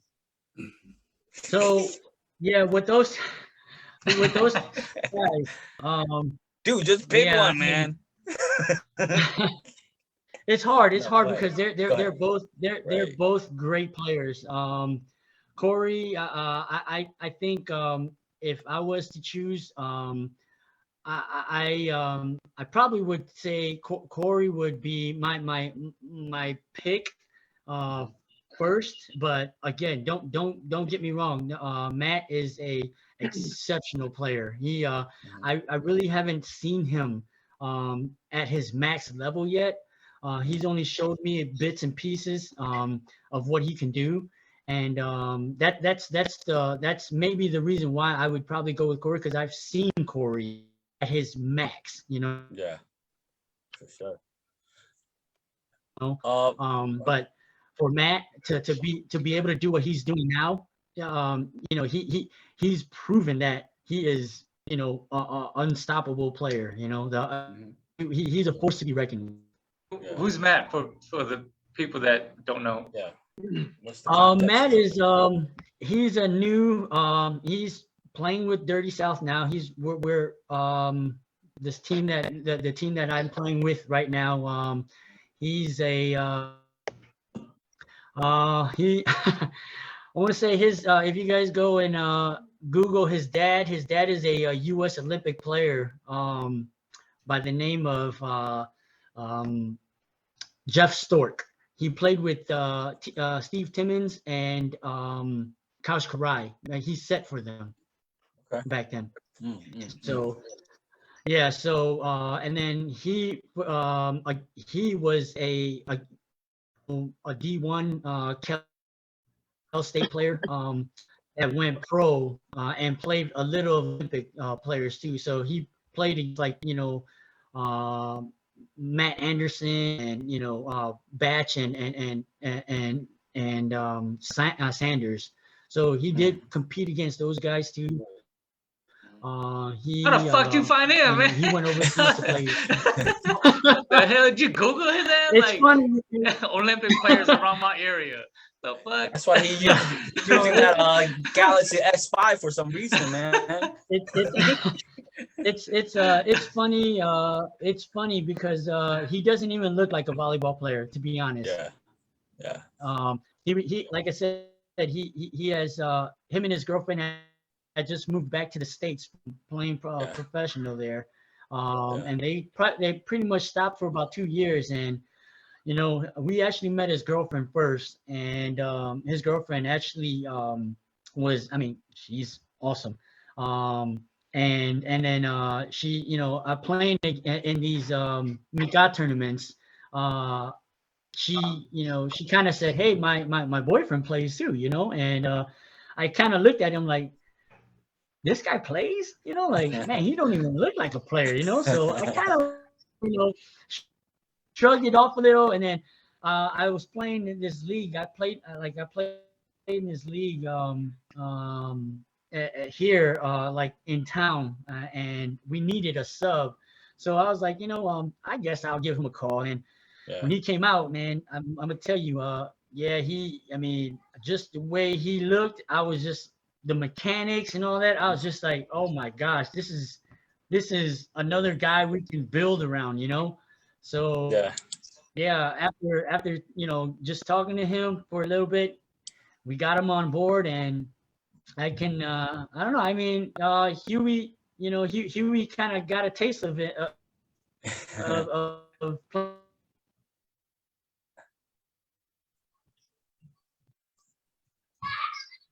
playing with him too. So I can let Huey thought I was joking too. But then when Hugh played with Matt, he just nodded his head. Like, okay. He gave the stamp of approval, like, yep. Was like, okay. He's asking me to play. That might bring Fusu and Hugh out of retirement, man. They might make another run. I played against them, and I Oh, can't wait to go back to Georgia. Okay. That's right. I didn't know right. Georgia's happening. Fusu Meng, that was fun. That was fun. That was really fun. battle. I enjoyed that. Yes. Yeah. All right. What's up, Ricky? Let's get with you a little bit, man. Yeah, what's Welcome up? to the show, man. J4 champion setter right here. How's it going? Good, man. Hey, Busted knee, but I'm good. Oh, man, take it easy on that. What happened? Is it volleyball related? Yeah, dude. I'm done. Damn. Oh, man. Speedy recovery, bro. Yeah. What do you have? Like a torn ligament or something? Or what's up? No, I just dislocated my kneecap again. Oh, shoot. Yeah. Okay. Then I had a broken cartilage that broke loose, so I had to get surgery for it. Oh, damn. Yeah. Man, speedy recovery, man. Shoot. You got That's what I nothing to get prove, for- man. You're ready to get that J4 frame. You got nothing to prove. What are you doing out at the family picnics? This dude's trying to hit on little kids at the family picnic. See what happens? Yeah, why not? Teach them. Tôi dùng nhỏ nhỏ thế đó. Not now, I know. Just wanted to ask you, when did you hop on the Midwest Express team? What year was that? So that was 2011. Hugh asked me in 2010. Okay. After J4 with Fusu, they won, and so I was just like, thinking about it, I was like, no, and I talked to Fusu about it too, and then because I honestly I never really was a setter for that long. I only had like a few guys that we played together as friends, and I set it for them in 2009. That was the year we played against GTO, so I don't know if he remembers. Yeah, I do. I do. Yeah. I remember you guys. Yeah. What was your So team? that was What was that Amped. team? I think we were called Okay. Amped. You Yeah. guys are really good. We thought we thought we were gonna lose. You guys were Yeah. really good. Yeah. So High jumpers, everybody. So that Hugh, what was did you? basically my Oh, go ahead. that was basically Go my ahead. second time playing the J4. The first time Yeah. was the year before that, I think. And then I kind of just stopped studying. And then Hugh was just like, come on board if you want. So we played lacrosse in 2010, and then we didn't do too well. And then I decided that I'll come 2011 and set. And that's where it started. Yeah. Okay. I was gonna ask Hugh, what did you see in Ricky that made you pick him out of all the setters? Like, you could have picked me, bro. I mean, why did you pick Ricky? Before the Buddha. Before you answer that, when we played them, we were ready. Like Joe and I were like, "Damn, this dude is fucking set. Like we're gonna be in trouble." Because he could set fastballs and everything. So we were like, "Oh man, for real." But just to give you your props, man, like we already knew like we were in trouble. Sure. Yeah, he had those type of hands. Yeah, one of them kind of hands. Yeah. Yeah. But you. No, I mean, I knew Ricky for a while now. I don't know if you remember Ricky, but me and my brother actually tried recruiting you. Remember? Yeah, I remember. Yeah. You tried to want to start a team. Yeah. Because to us, you had all the skills and physical abilities to excel. You know, we were looking across the landscape, honestly, to find a setter. A lot of them were either too short, too big, too small.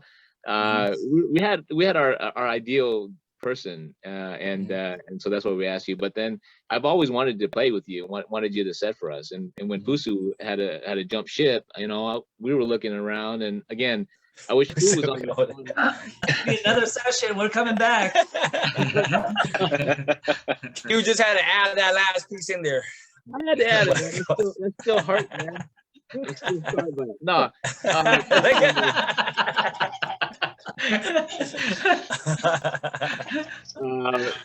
if Fu was here, he would definitely be able to expand on that too, because he made a good.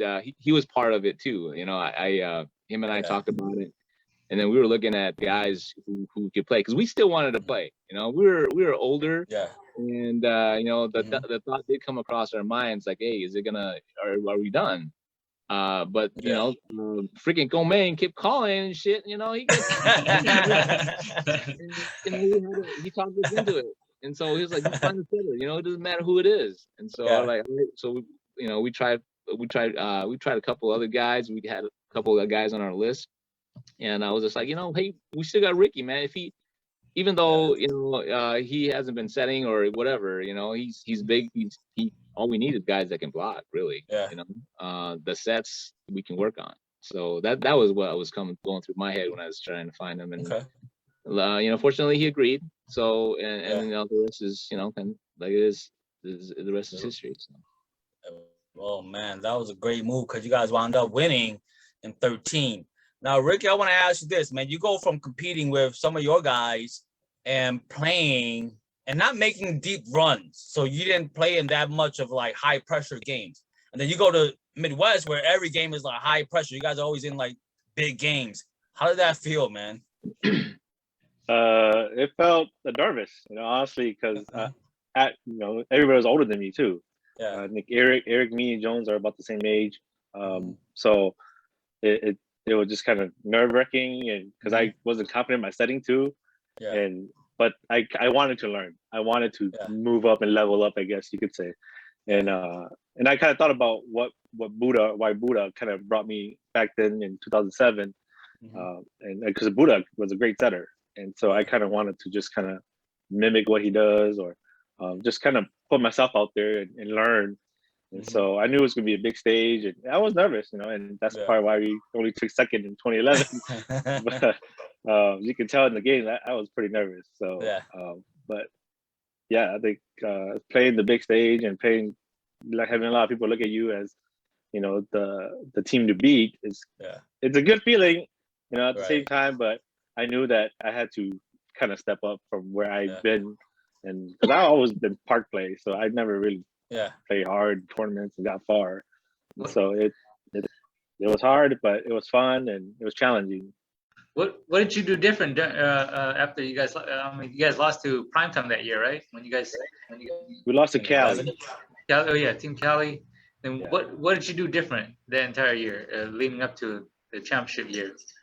So 2011 we took second place, and then I decided that my daughter was born. I was going to spend some time with her, so that's why I took 2012 to step away, and they brought Lee in to set.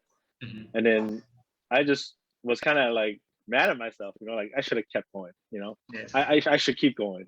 And so me and my wife talked about it, and and then I guess Lee wasn't that great either, and I mean he's good, but I think there was more of a connection with me and Hugh and Jones.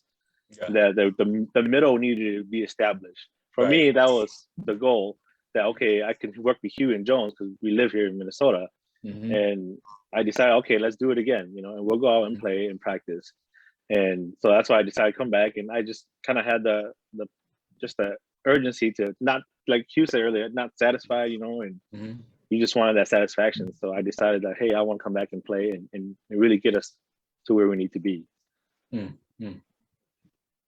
Now, and then you guys finally won in 2013, I believe. Dude, you guys totally dominated that whole. Yeah, so we play Memorial Weekend. We took first. J4 took first. Went to Oshkosh, and Labor Day took first.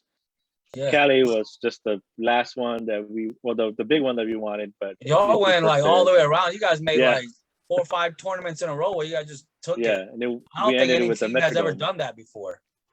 Well, I know like for the Hmong Volleyball, nobody keeps record, but like, but just making that leading all the way up and then going all the way to, I think you guys went to Sacramento New Year that year and then won that tournament to cap it all off too. I mean, no, they lost to Primetime, right? Yeah. Okay. Yeah. It was the 2009 team that went to Sacramento and took it in Sacramento. Oh, okay. My bad. Because when you guys went, you guys lost in the semifinals. Yep. Yeah. Okay. And that year, Metrodome, we won first for Metrodome. That was the last year of Metrodome. Yeah. Well, I was just gonna say, I know Meng shared a little history with me where you guys took Metrodome 7 years in a row. I mean, Metrodome is no joke. There's a lot of good teams coming there. We took it in a row. Yeah. One year one of the years that we took Metrodome was actually with the man sitting there too, Pheng. Had a was that the first year? With us that year. Is that their first year? That was actually the second year. Oh, okay. First year we won it already, and then you came on, and then we won it that year, and then so on. After that year we got a bus with like KO. That the door closed down. The first meeting.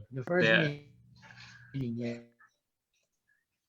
And then I want to ask Fusu real quick. Fusu, you started off as a hitter, right? How did you transition into being one of the greatest? Yes. How did you transition into being one of the best? But did you start off as a setter? In Mikabal, but you hit for a while. I was a setter and a hitter, but coming to the Hmong scene, especially coming from Canada to here, it was really trying to establish myself. But I started to hit more so here, but I was also setting too. I mean, because I could do it. I was kind of playing mix, kind of back and forth. But the way I always thought about it was like, if I'm gonna set, then I need everybody to be able to hit as good or better than I can, right? Otherwise it wouldn't really make sense. So when I had a team that I didn't feel like I'd need to set to help the team, because like what Huey said is like, you just do what you do to help your team win. And if I felt like I needed to hit to help my team win, then I would hit. And, you know, I think it was just, I'm kind of going back and forth, you know, but a lot of people see me as setting, but I certainly spent a lot of time hitting as well. So. Well, no props to you for having that all around game, because not a lot of people have that all around game where they play at the highest level. I think you would have been a Hall of Fame hitter too if you would have stuck to, hitting. You know what I mean? Like that type of talent. You know what I mean? You guys, the Hall of Fame volleyball. Yeah, get a but, vote. But I think that's thank you. But one thing I tell the young folks is that you gotta learn more. If you're a great hitter, like you can't just be satisfied because your game, you could hurt your knee, unfortunately for a rookie, right? But what are you gonna do then? For me as a setter, so like being younger, I love hitting. Don't get me wrong. Even now, I still love hitting. But as I age, I can still set and play for a much longer time than being a hitter.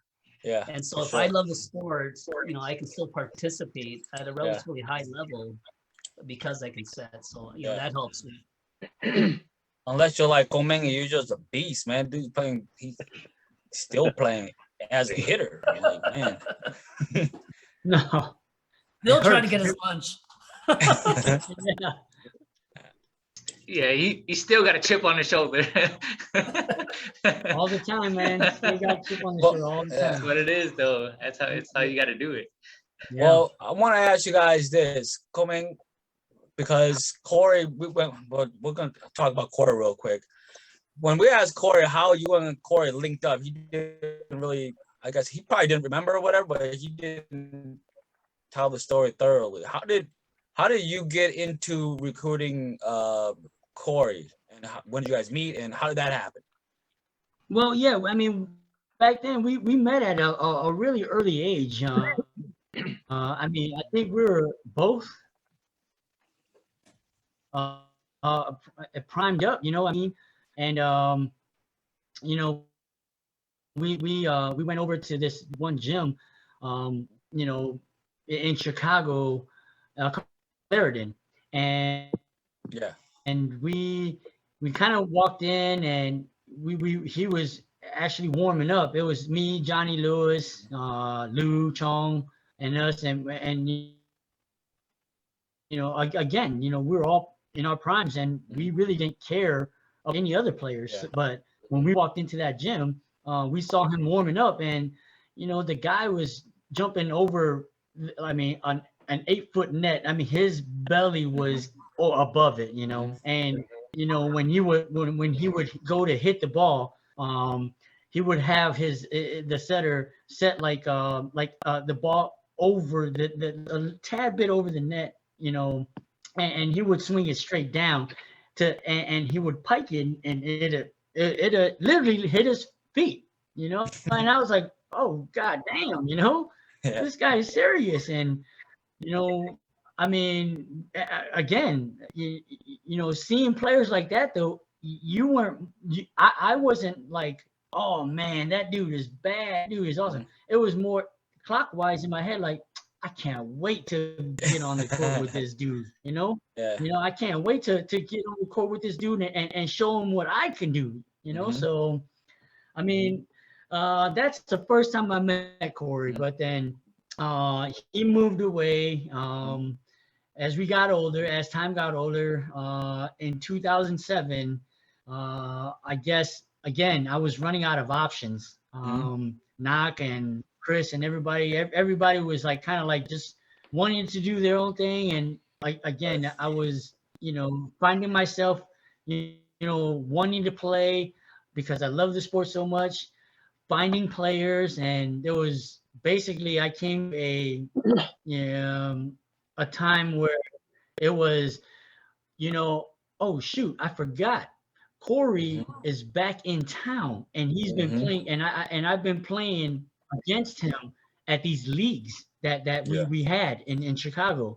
So I was driving, I was in the car with my wife, and we're kind of talking, and I was like, man, it's kind of like, babe, do you think, I mean, Cory, if I ask him, you think, he would play with us, just because, he's that good, and she was like, well, I mean, it doesn't hurt to ask. And I remember very well, I asked Chris, one of my other teammates, I asked Chris, I was like, man, you think we should ask him to play? And Chris was like, man, that guy's not going to play with us. He's too good, and I was just like, you know what? I got nothing to lose. So at the next meeting of the league, I went up to him and I said, hey man, we got these, tournaments across, country, like in the Midwest. They're like, little like Hmong tournaments. I was wondering if you would like to play, and I mean, I'm pretty sure, if we do win, we get a little bonus with the money too. So he got on board. He said, yeah, what's the first tournament? So the first tournament was when I brought him out. I mean, it was just me, Yoko, John, Moore, this Hispanic setter that we don't even know. He just played at the open tournament with us. And I asked him to play, and to come set for us, and then Cory. And then we went out to, Ohio, thinking, no other team was going to be there. But sure enough, these guys that are on the panel right now, they were there. Oh, wow. They were there with Juice. And, they we it was funny because, they were, I guess, thinking the same thing, like, oh, there's no team that's going to be there. And I'm pretty sure they're still thinking that. We weren't that again. We weren't that good. So they kind of saw like we were kind of like warming up, and Cory was doing his thing, and we were warming up because we were about to play Juiced, and So it was funny because they were kind of like, oh yeah. We talk about it now. They're like, oh yeah, he's maybe just a guy that's gonna hit like that. But then, sure enough, when we got on the court, man, dude was OTing, and I remember Huey, asking, Jones, like, did he go like this way or this way? Jones looked at him, and Jones was like, no, this man, way. He went over the top. He went over the top on me. And Huey was like, no, that can't be right, And then this way. Cory was doing it again. And, I mean, I guess Huey, really didn't believe it until they, they looked at the tape, and sure enough, Huey told me that, that when we got together, he was like, yeah, man, that dude, I couldn't believe that dude was going over the top on us, man. So, so that's how we started, man. And then, when we brought him to Green Bay, we took first in Green Bay, and brought him to, I remember bringing him, in 2007 to July 4th. And, man, Cory basically stole the, he stole the show, man. He, even though I've never seen it like that before. Exactly. So every time we got on the court, every court was empty, but ours. Every time Cory. And then got on the court, So. And then from then on, he was like part of the crew. That was it. Yeah. So from then on, he loved it. He loved the home community. He loved he loved being around us. And again, that guy, like a brother to me, and my dad actually calls him his son too, and like I said, he's even though he's that good, he's humble, very humble, he doesn't care if you don't even know how to play volleyball. You go up to him, you talk to him, and that's the first thing that I've noticed about him was he didn't care who you were. He didn't look at you like you were different. That you couldn't ball. He looked at you as another another human being, you know. Yeah. And that's what about him is he.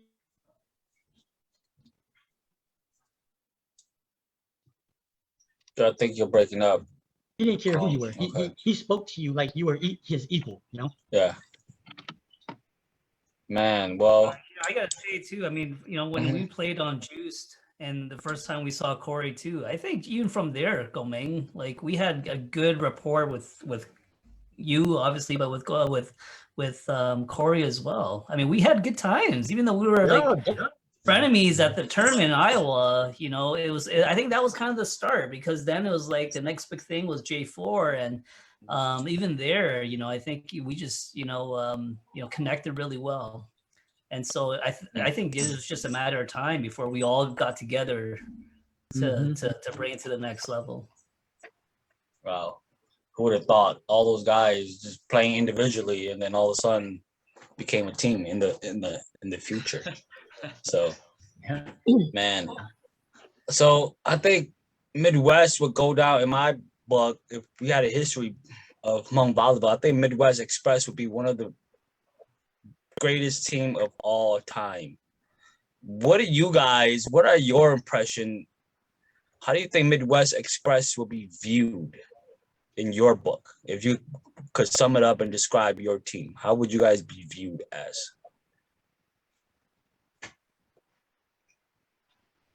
Go ahead, Busu, Hugh, I'll let you guys take the lead on this. And I guess I can go first. I mean, that's a good question, man, because I've played so long, you know. I think the number one thing, the white elephant in the elephant in the room is obviously going to be Cory, right? I think a lot of people will say they're the greatest, but you know, which to me is unfortunate and is sad, because they don't know what those other players have contributed, or they're saying that no, because of him they won, and that's unfortunate, like I said, because they don't understand the workings of the team. They don't understand the sacrifices that each of us have made, and I'll put it out there. That's what people have said, and they've said point blank to me. It's like, you guys won because of Cory. You know, we never did win because of him. We struggled for a good 3 months, 4 months just to get on the same page. No, it wasn't like he came to play and all of a sudden we started winning.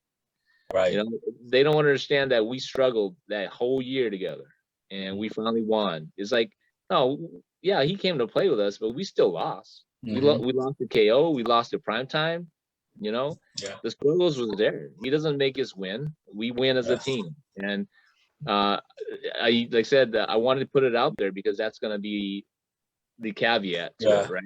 And well, that's so true what you said, because if that was the case, you guys would win every tournament, which you guys didn't. Right. You know what I mean? And so, I mean, the longevity of us, all of that stuff can be talked about. But if you asked us, or if you asked me, what team, I think is the best, out of my personal opinion, it would be our team. No offense to Ricky, but our 2010 team would have been the on top of my list because of the stuff that we had to go through just to win J4. You know, it wasn't like we won all year to get there and finally win. No, we struggled that entire year, like Fusu had mentioned. You know, it was a learning process even for veterans as like us. We still had to learn to play together. Struggled all year just to win a J4. You know, and so that is rewarding. And that is a reward in itself. And I put that on top of my list as you know, one of the reasons why I think our team is probably the best. You know, well, that's great insight, great perspective, because it is true what you said. People do talk about it, you know, at the water coolers, and they always talk about, you know, if it was for Cory, but you know, that's a great point that you brought up, that if that was the case, you guys would win every single tournament. But it takes, volleyball is a team game. It takes people. You know what I mean? and you cannot win it on your own. I mean, look at the tape. You guys are doing your thing as well too. You know what I mean? So, man, Fusu, what's your take on Midwest Express, man? What's the legacy? Yeah, I mean, I think deserving is certainly one word. Not just in 2010, but all the way through ME. Everybody that's been there, you can't say they didn't deserve it. Every player that has been part of ME has deserved it. They put their time, they put their talents and commitment to it. And so, yeah, everyone's deserving. You can't argue against that. And I would also say that we changed the game for Hmong volleyball. I mean, we had airborne too. Yeah, we dominated a little bit. Yeah. But when we think about Hmong volleyball, I think that was the first year Team Cali came, and we beat them 2 straight. And then what did they do next year? They brought bigger and badder. Yeah. And then it just continued. Like we elevated. In a way, to your point, Will, maybe we were the first super team in Hmong volleyball. Yeah. And then after that, it was all about kind of like, okay, that's in order to beat teams like ME, we got to be a super team too. And it changed. You know what, Fusu? Whether teams want to admit it or not, they purposely built teams to come at Midwest Express. I don't know if they would admit that, but you guys did elevate everybody else's game though. Like, I mean, look at Hangover, look at Primetime, even KO. Absolutely. I mean, KO was. And I would also add too, Pheng, that we also changed the style of play. Having Cory, our ability to run back row and to show not just Cory, but every other player on our team can run back row. And so our offense was trying to expand our offense so that the home community can see, like, you don't have to just run front row. You can run really complicated, fast plays in the back. And I think that's, and like you see where it is now, where people, have started to really run the back row as part of their play. And especially with the talent that we have of these taller young Hmong players, guys and girls, that it makes it easier to do all that. And so, like, even for Ricky, myself, even Ricky has that mindset of using the back row as something very powerful. And I think that's I think those are 3 things: being deserving of the championship, changing the game of how teams, like you guys had said, structure their team to come beat ME, and then how we change the style of play to include more of the team. I think those are the 3 key things. Wow, that's a great perspective, man. I mean, whether people like to admit it or not, Midwest Express was so transcending. It was just, I think it was refreshing during that time as well too, because I believe the Airborne 2 teams, they were kind of like dominating the scene. It was just kind of like, okay. And then you guys came on the scene and totally changed the landscape, changed how everything was played. Like I said, whether teams want to admit it or not, they were basically game planning for Midwest Express. They were building the roster to come and challenge you guys. That's how it was. They maybe they will say this off record, but maybe not on record. But I believe that that's how it was. So for sure, great perspective, Fusu. Ricky, what do you think? What do you think? Setting for Midwest Express, getting that championship. What do you think the legacy of Midwest Express is, man? I think it's it was tough because we all come from different parts of the Midwest. Yeah. I think that was the toughest part, and I think a lot of people don't realize that with Cali, they could probably just bring guys that are not even Hmong, but they could practice, and we couldn't even practice together.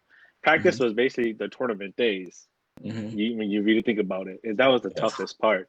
But we learn a lot to when we get to the court, that we play as a team and everybody has a role, and I think that's what really stuck to us, that we committed to our roles and just let it play out. And I agree with Fusu. I think we kind of changed the dynamics of play, me and Fusu kind of have the same mindset of setting, and that. But then you see a lot of people bringing liberos now, right, too, and so I'm just kind of like, wow, I've never seen so many liberos in one game, and they're all picking up Cory's balls. It's just like, wow, this is interesting. But I think Midwest, I agree with Fusu that we just kind of elevated the game, change it up, and don't be afraid to use all your players wherever they're in the court, and just be committed, and I think Midwest is special that we were committed to just stick together even though we were so far apart. Yeah. I mean, that's totally difficult. People don't realize how hard it is when you play on a team and you guys don't even live together to practice. It's just like, it's so much trust. It's kind of what Meng said before, man. Like, I have a family. I could be spending time with my family. If you guys are not committed, then I'm not going to play. But it's just so awesome that all you guys have the same goal. You know what I mean? Everyone showed up on game day and did their thing. It's so underrated, Meng, man, you're the orchestrator of it all, man. You're like the, Jerry Reinsdorf of Hmong volleyball or whatever, man. Like, hey, the man. When you first started the team, did you think that you were going to build one of the greatest teams in Hmong volleyball history, man? Did you have that in mind, or did it just kind of happen? Like, what's ME's legacy, man?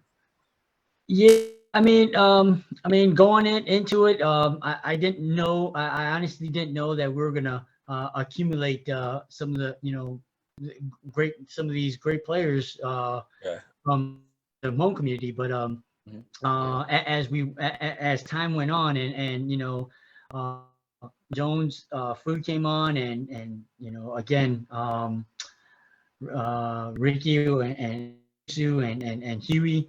As time went on and they came on, I was kind of like, oh, wow, this is great, man. I'm getting to play against, with play guys who are respectively, again, are leaders in their own, on their own team, and I from there on, I kind of knew it's gonna be easy, easier for me, to play alongside these guys, because I'm not gonna work so hard anymore.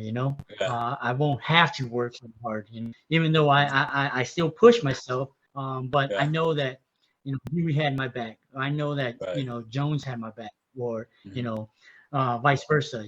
So if one guy had a off day, we still had 5 other guys that was veteran. The veteran leadership can pull us through. So if I had if I had an off day, I can count on that. I can count on them.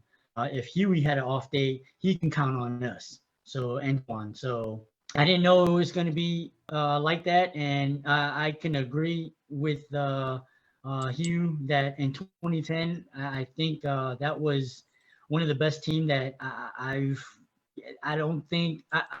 Again, I think that if we in 2010, that team would have gave a lot of trouble to Airborne, Point Two, some of the elite teams from the school, So we all know Fusu messed that shit up, man. God damn it, Fusu.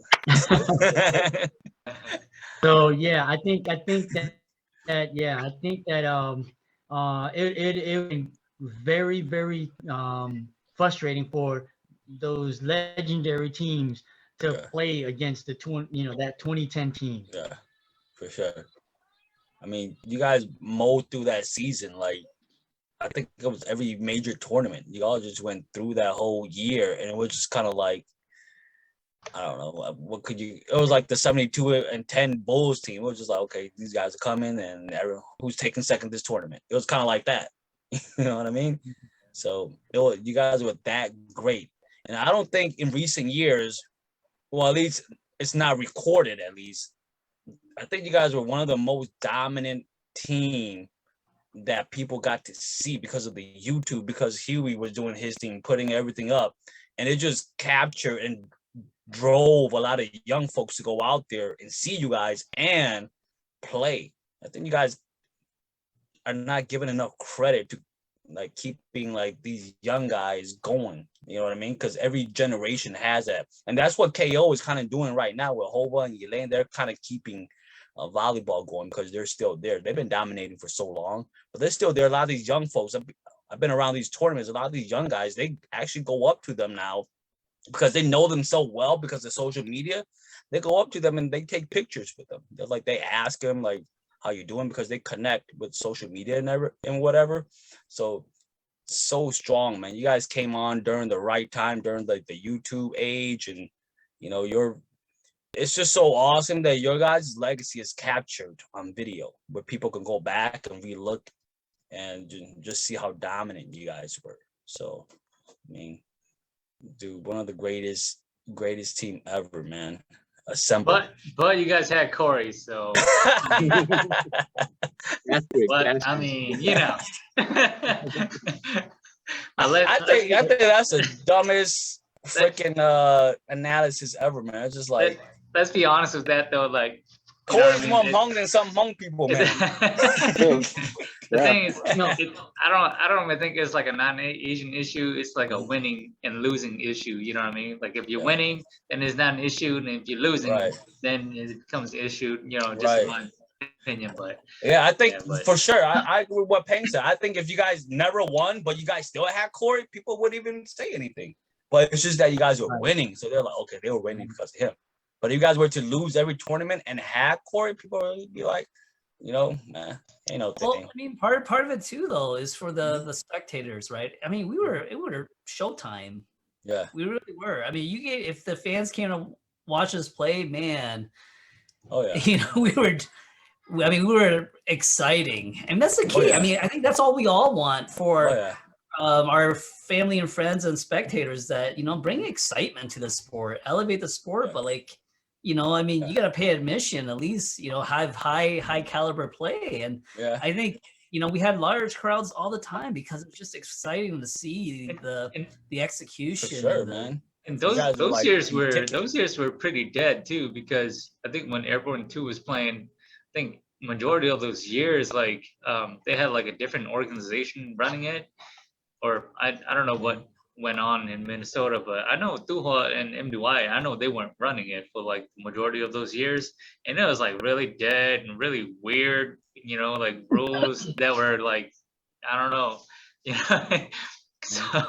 So it was kind of dead, and then, you know, when they came along, it was like, you know, more lively and like, oh shit, like as much as people were against them, they were like, okay, we're gonna get on their back so they can beat Airborne 2. You know what I mean? Like, so it was like a hate and love relationship. Like, we want them to do good so they can beat Airborne 2, but, you know, outside of that, it's like, oh, well, if you go Wisconsin, then we don't want them to win.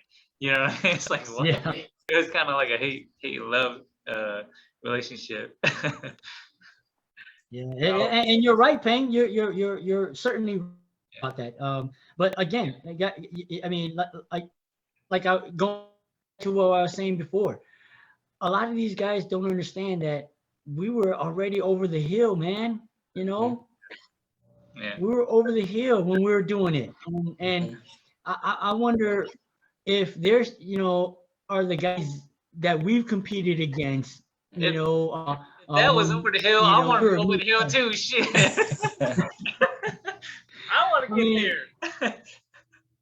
You know, I mean, it's like I said, I'm wondering if they're doing what we're doing, you know, in our late 30s. I mean, I'm 45 years old, you know. Yeah. Still killing. You know, I'd say Cory, we were like a true men's team. We were men. We weren't like young and you know, we're a men's team. And you know. How old was Vidi in 2010? He was only 18 years old. Oh wow! Oh, okay. Yeah, he's a baby. He's a man. So when he was only 18, when you guys used to go to the bars, like he just waited outside for you guys, or what? He was our. DD. Well, I can't say that because I'd probably be the designated driver. Yeah. True. That's another session, Meng. You still owe me. I drank some. I mean, I know I poured a little out, but I drank a little. We'll do it live. Will and Pheng, we'll do it live. Yeah, hey man, we gotta do a live drinking session, dude, with Meng, man, for sure. You're gonna take that sip and you cover everything. I think I seen Meng drink like once, I think, but that was it. I think I might have saw a sighting. I'm not sure if it was him or not, though, man. So rare. Hey, but yeah. I just want to talk about that. We're talking about all the stuff inside the court, man. Speak a little bit about the outside the court stuff, the camaraderie, the brotherhood, just the stuff that. Did you guys ever think that you guys were gonna build like a family outside the court? Like you guys became family. I know with Huey and Coleman, you guys played together the longest, man. Like, did you guys ever think like, man, like I just made a friend for life, or I just made a brother for life, man? Did you guys ever think that? Speak a little bit about that, man. Yeah. Yeah, I think Meng said it pretty well. We never really found, at least. I actually, I never knew how close me and Hugh was gonna get after this. Go ahead. Yeah. I think I'm cutting out. Hold on. Can you guys hear me? Yeah. Well, he's cutting out in and out. I'll answer the question. I mean, we never really I was saying. We have never really played with each other, with the exception that at one time when he decided to leave us kind of early because he had a bathroom break or something. There, he said it.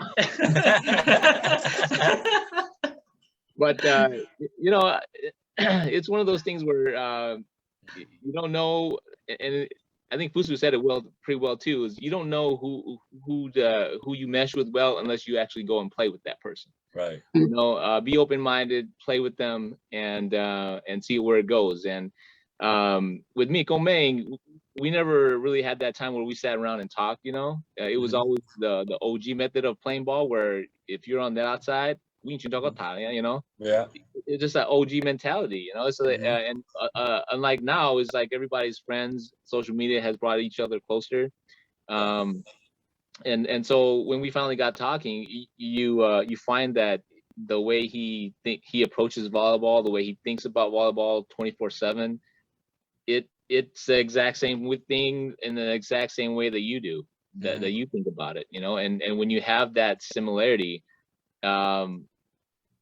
things go good because you've like you said you've met a brother or a person that you can claim as your brother for life because of all the things that you've gone through, the things that you talked about, and I've met a lot of the times that we go out, we spend time with their mom and dad, and so we have good conversations with his dad all the time, and it's those things where a lot of guys ask me why do I like the sport. It's not the game that you like, it's the stuff outside, it's stuff that you do outside of the court, the relations you build, and that's the one aspect that I try to share with my sons and the young guys that I coach is like, you guys can play volleyball anytime, but if you find that brother or that friend that you can hold on to and that's gonna last you a lifetime, that's really why we play, Oh, so, man. To Meng's point, I think I'll let him elaborate a little bit more, but that's how I felt. Wow, that's deep, man. That's great perspective, because it is like you said, man. Volleyball is just a game that helps you build relationship and brotherhood, man. And it's awesome because you kind of go through. I know volleyball is just a game, but it's kind of like going through like a battle of will and seeing who's got your back, sort of like that. Then you just gain trust over the years too. So, and let me just add, I see a post here. It says I'm supposed to say hi to Mr. MVP KG. What's up, KG? We gotta get KG on, man. His name is a hot topic in some battles. Get him a Rob on. Get Rob and him on, and then get you and you laying on.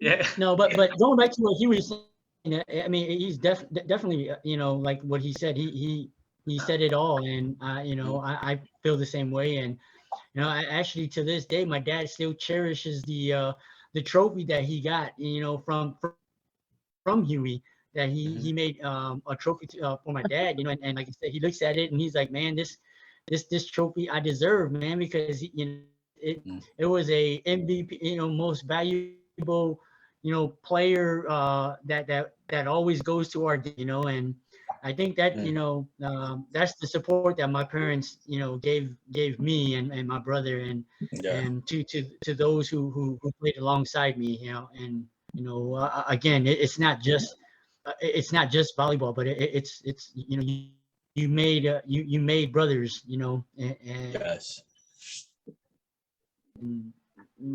that you can rely on too, Mm-hmm. Yeah, So I certainly would add too. I mean, certainly, Meng, your parents, MVP. I mean, they were always there. And even for me, I just enjoy talking to your parents, especially your dad too. And hopefully they're doing well. Or, but it's just one of those things where, aside from the brotherhood, it's the family. I think that's why I was saying like we're like the men's team, because we got kids, 4, 5, 6, 7, 8 kids, most of us. and so to me, like even seeing the children, here and there, and how they've aged and grown, to me just blows my mind. I'm like, yeah, I remember you were like this, and like look at you now. And that to me is what it's all about, right? Is like everyone's been saying here, it's about the people, the relationships you build, but it's about the future. When they see my kids, I see Hugh's kids, or Meng, your kids are like, whoa. And Ricky's got like 5 or 6 kids already, he's catching up to me. And so it's those sort of things where it's the parents, it's the children, it's the spectators. That's why we do it. That's why we build this community, so that we can give something to our children. And our children, I think, follow our footsteps. Yes. Whether it's volleyball or a different sport, but it's the same idea that through sports you can build relationships in a community and belong.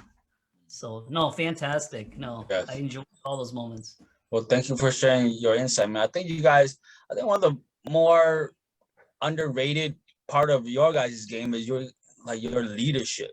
I think all you guys were in a leadership role on your respective team at one point or another, and you guys kind of brought that over, and you kind of understood where each other stood, because you guys been through the battles and you led your team, and you kind of understood where each other's coming from. So that's just so special, man. Ricky, can you speak a little bit about the camaraderie, the brotherhood, you coming onto the scene, them accepting you in? Speak a little bit about that brotherhood, man. It is what it is, just the brotherhood, and the Hmong community is small, so it's good to have people who are out of state and get to know them, because now we can go to like Oshkosh somewhere and meet up with Eric, because we have a friend there now. We have a brother there now. Yeah. So I think that was probably a good thing that I learned, just traveling to these different tournaments with these guys, and then going home to your family, right. And I think it showed me that these guys committed to it, and then I needed committed to it, and that commitment kind of brought us closer. There was games where we lost, we get mad, but we knew that, hey, it's okay, because at the end of the day, we're still together, we're all healthy, and we'll do it again next time. And I think the most important thing too is that our families and what they sacrificed to let us go and play. And so just want to shout out to our families that sacrificed with us to travel and play a lot. Yeah, the wives, yep, the girlfriends before the wives, the entourage, whatever, man, whatever y'all care. We are.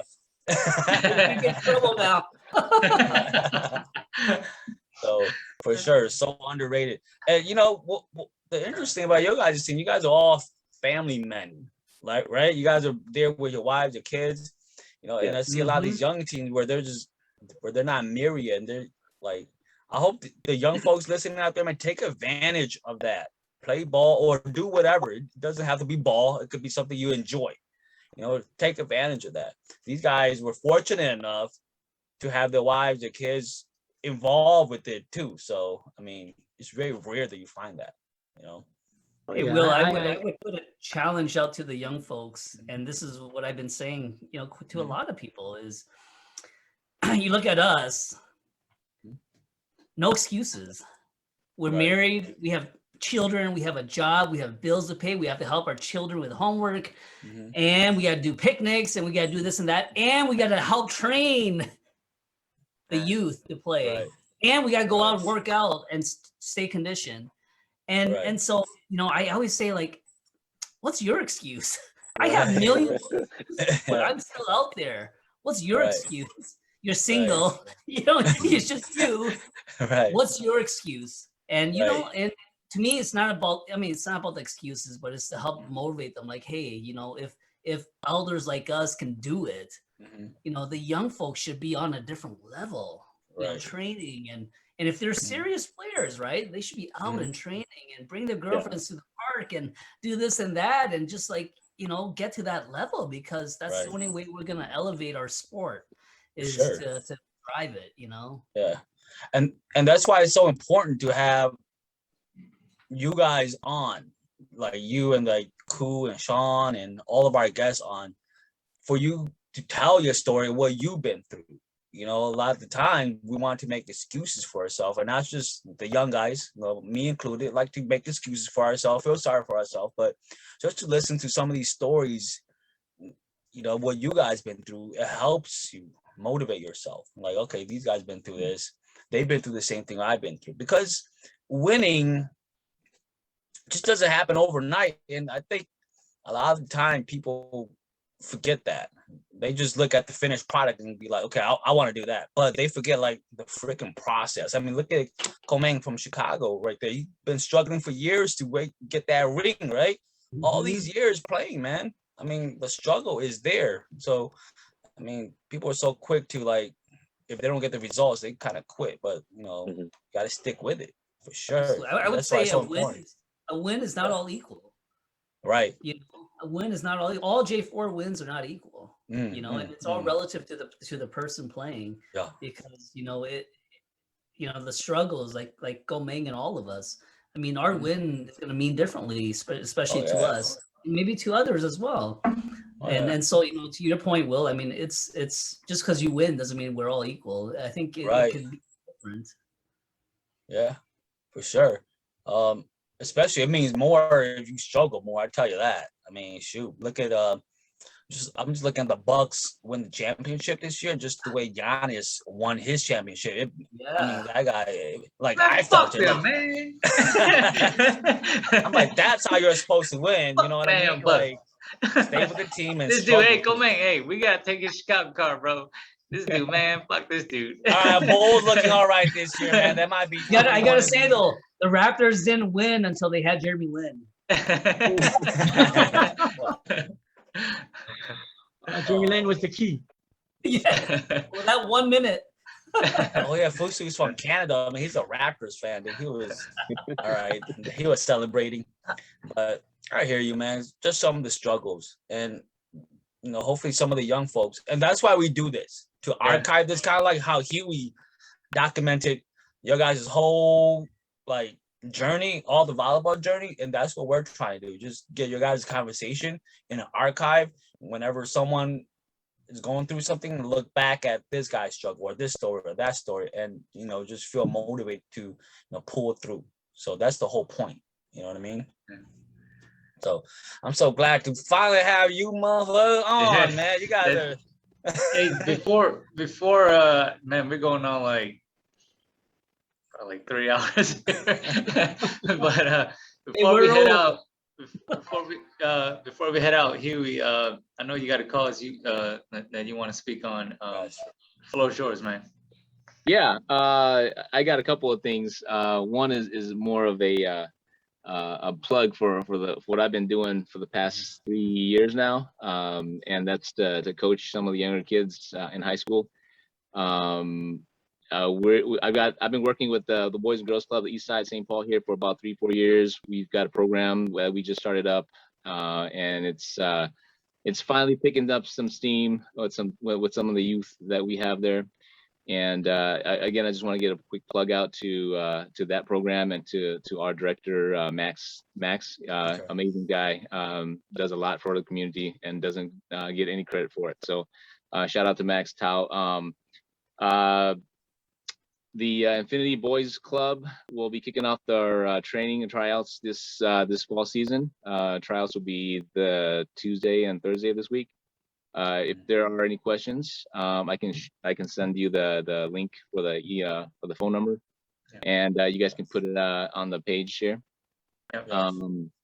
Yep. And so this is high school kids 18 and under. Last year or this past summer, we had over 30 kids play. Amazing turnout. We started with 6. Literally could not find kids to play. And so the summer brought a lot of kids. Maybe it was COVID, who knows? But you know, 30 kids, 30 boys showed up to play, all from 14 to 18. Got 3 teams, various skill levels, very little to, you know, HVB level quality players, right? So this fall, I'm gonna try to get another team. So a total of 4. We're expecting a big turnout again. If there are any volunteers, this is all volunteer, guys. We don't get paid for it. We're just volunteering our time. I got 2 guys that are willing to commit to it. So we may need another person. College kid, want to spend 4 hours a week coaching kids to play ball, hit me up. Older guys that are retired, HVB legends, hit me up, man. A lot of the HVB guys, their kids are on my team. No excuses. You guys come for on, sure. Show up. Yeah, and it's like I said, 2 hours or 4 hours a week, man. That's it. You can spend 4 hours on your YouTube channel watching this stuff. So no excuses to that. Again, tryouts will be next week. It's coming up real quick, but I wanted to give that a shout out to those guys. The other is something that's very dear to me because of the issues that I've been throughout my lifetime. Is that this month is Suicide Awareness Month and Suicide Prevention Week this week. And so I wanted to use this opportunity to share that message and share a story about my sister to your audience. My sister that's 4 years older than me, her name is Ngaoli, Kaoli Cha. A lot of you may not know, even the guys that I've been playing ball with may not know her.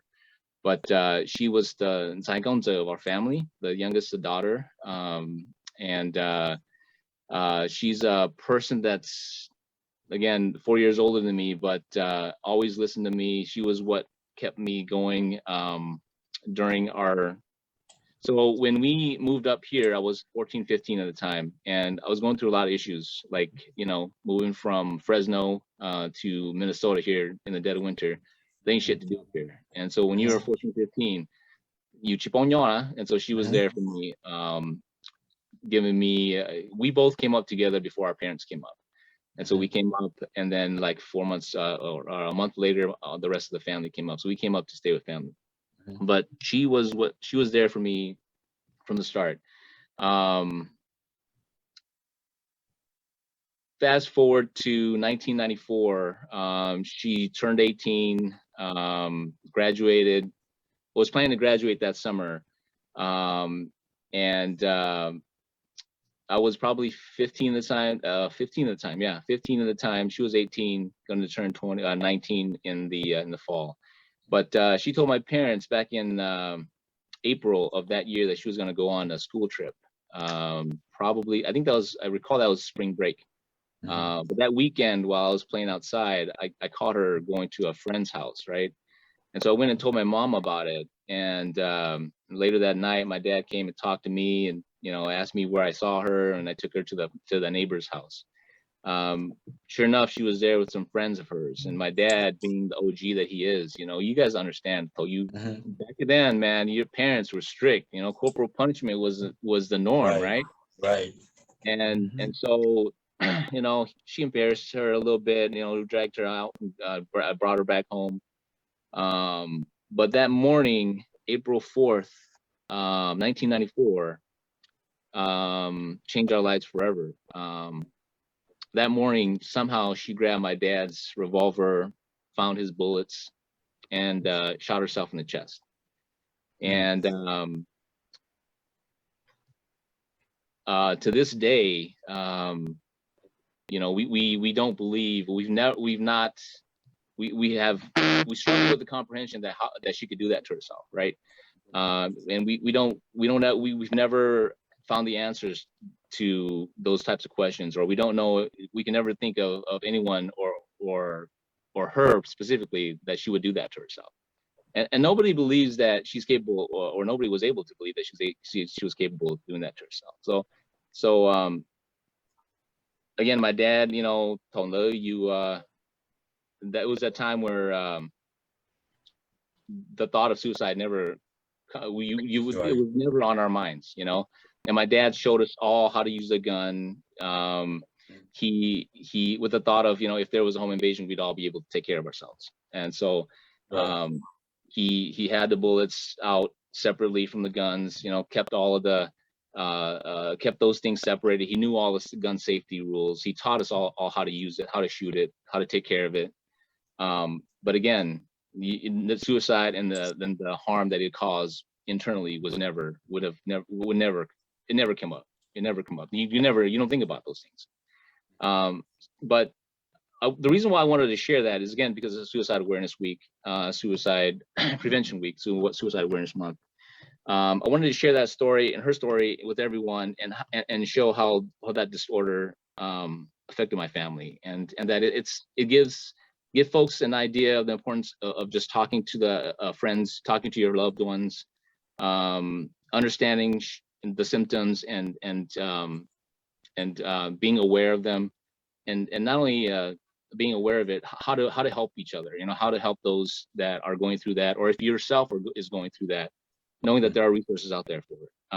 And the resources that you know, there, you can Google it, you can do it, you can Google it, you can search for it. You know, I can give you the I think Pheng, I sent you the link for it. It's Suicide Prevention Lifeline, or lifeline.org. Suicide Prevention Lifeline.org is one of those resources that you can go to. 1-800-273-TALK-8255. I believe those resources are available 24/7 and strictly confidential, you know. The other thing is that my agency that I work for, the Minnesota Department of Veterans Affairs, is running something along that lines, being Suicide Awareness Month.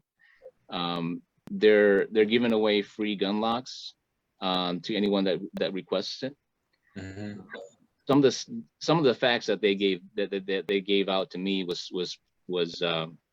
mind blowing. You know, like men who own guns are 8 times more likely to shoot themselves with it, you know, than men who don't have handguns. Women is staggering. It's 35%. You know, those are crazy numbers. 35% of women who own a gun is more than likely to shoot themselves with it. And so it's those types of statistics that needs to be brought to light. And you know, gun owners will say that, oh yeah, I take great care of my guns. You know, all of this, we've been through it. That's how I took it in our lives.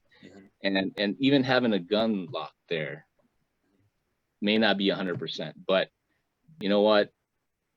It could be the difference between life and death, if you really think about it. So if anyone wants more information on how to get a gun lock, I can send you that information. All it takes is an email with your name and your address. That's all it takes to request that gun lock, or I'm sorry, your name and your home address, and they'll send that out to you. Your information won't be shared with anybody, and it will be strictly just for that purpose. And so why don't you give all the information, all the link and stuff to Pheng too? We'll post it on our page here too. I'll definitely send it out to you. And I want to thank you guys for allowing me the time to kind of share that information, because I think it's very important.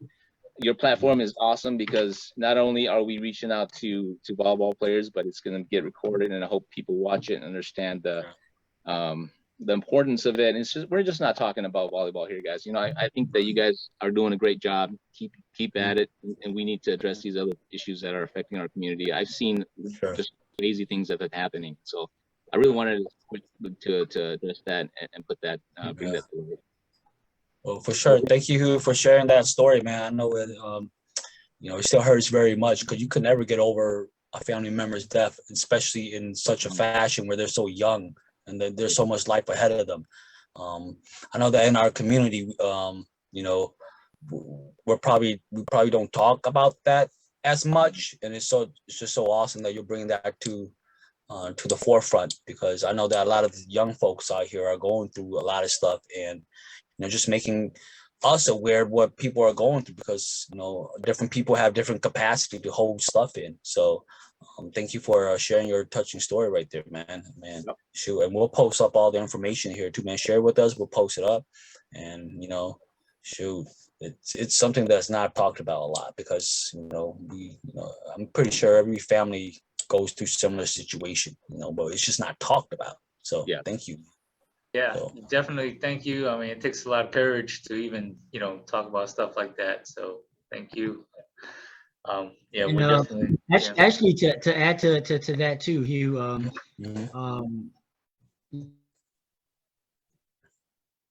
You know, to all the you know, people out there that has like grudges on people that you guys had arguments on or didn't see eye to eye on, but you guys were friends and all that. Don't wait until it's too late. You know, don't wait until you have to go to their funeral or whatever. I mean, you know, all that stuff. You want to enjoy. Life is too short. You know, if you didn't see eye to eye with somebody, hey man, it's forgive and let's move on from that. And you know, they're a phone call away. You know. Yes, for sure. Sure, man. I just kind of hate the fact that you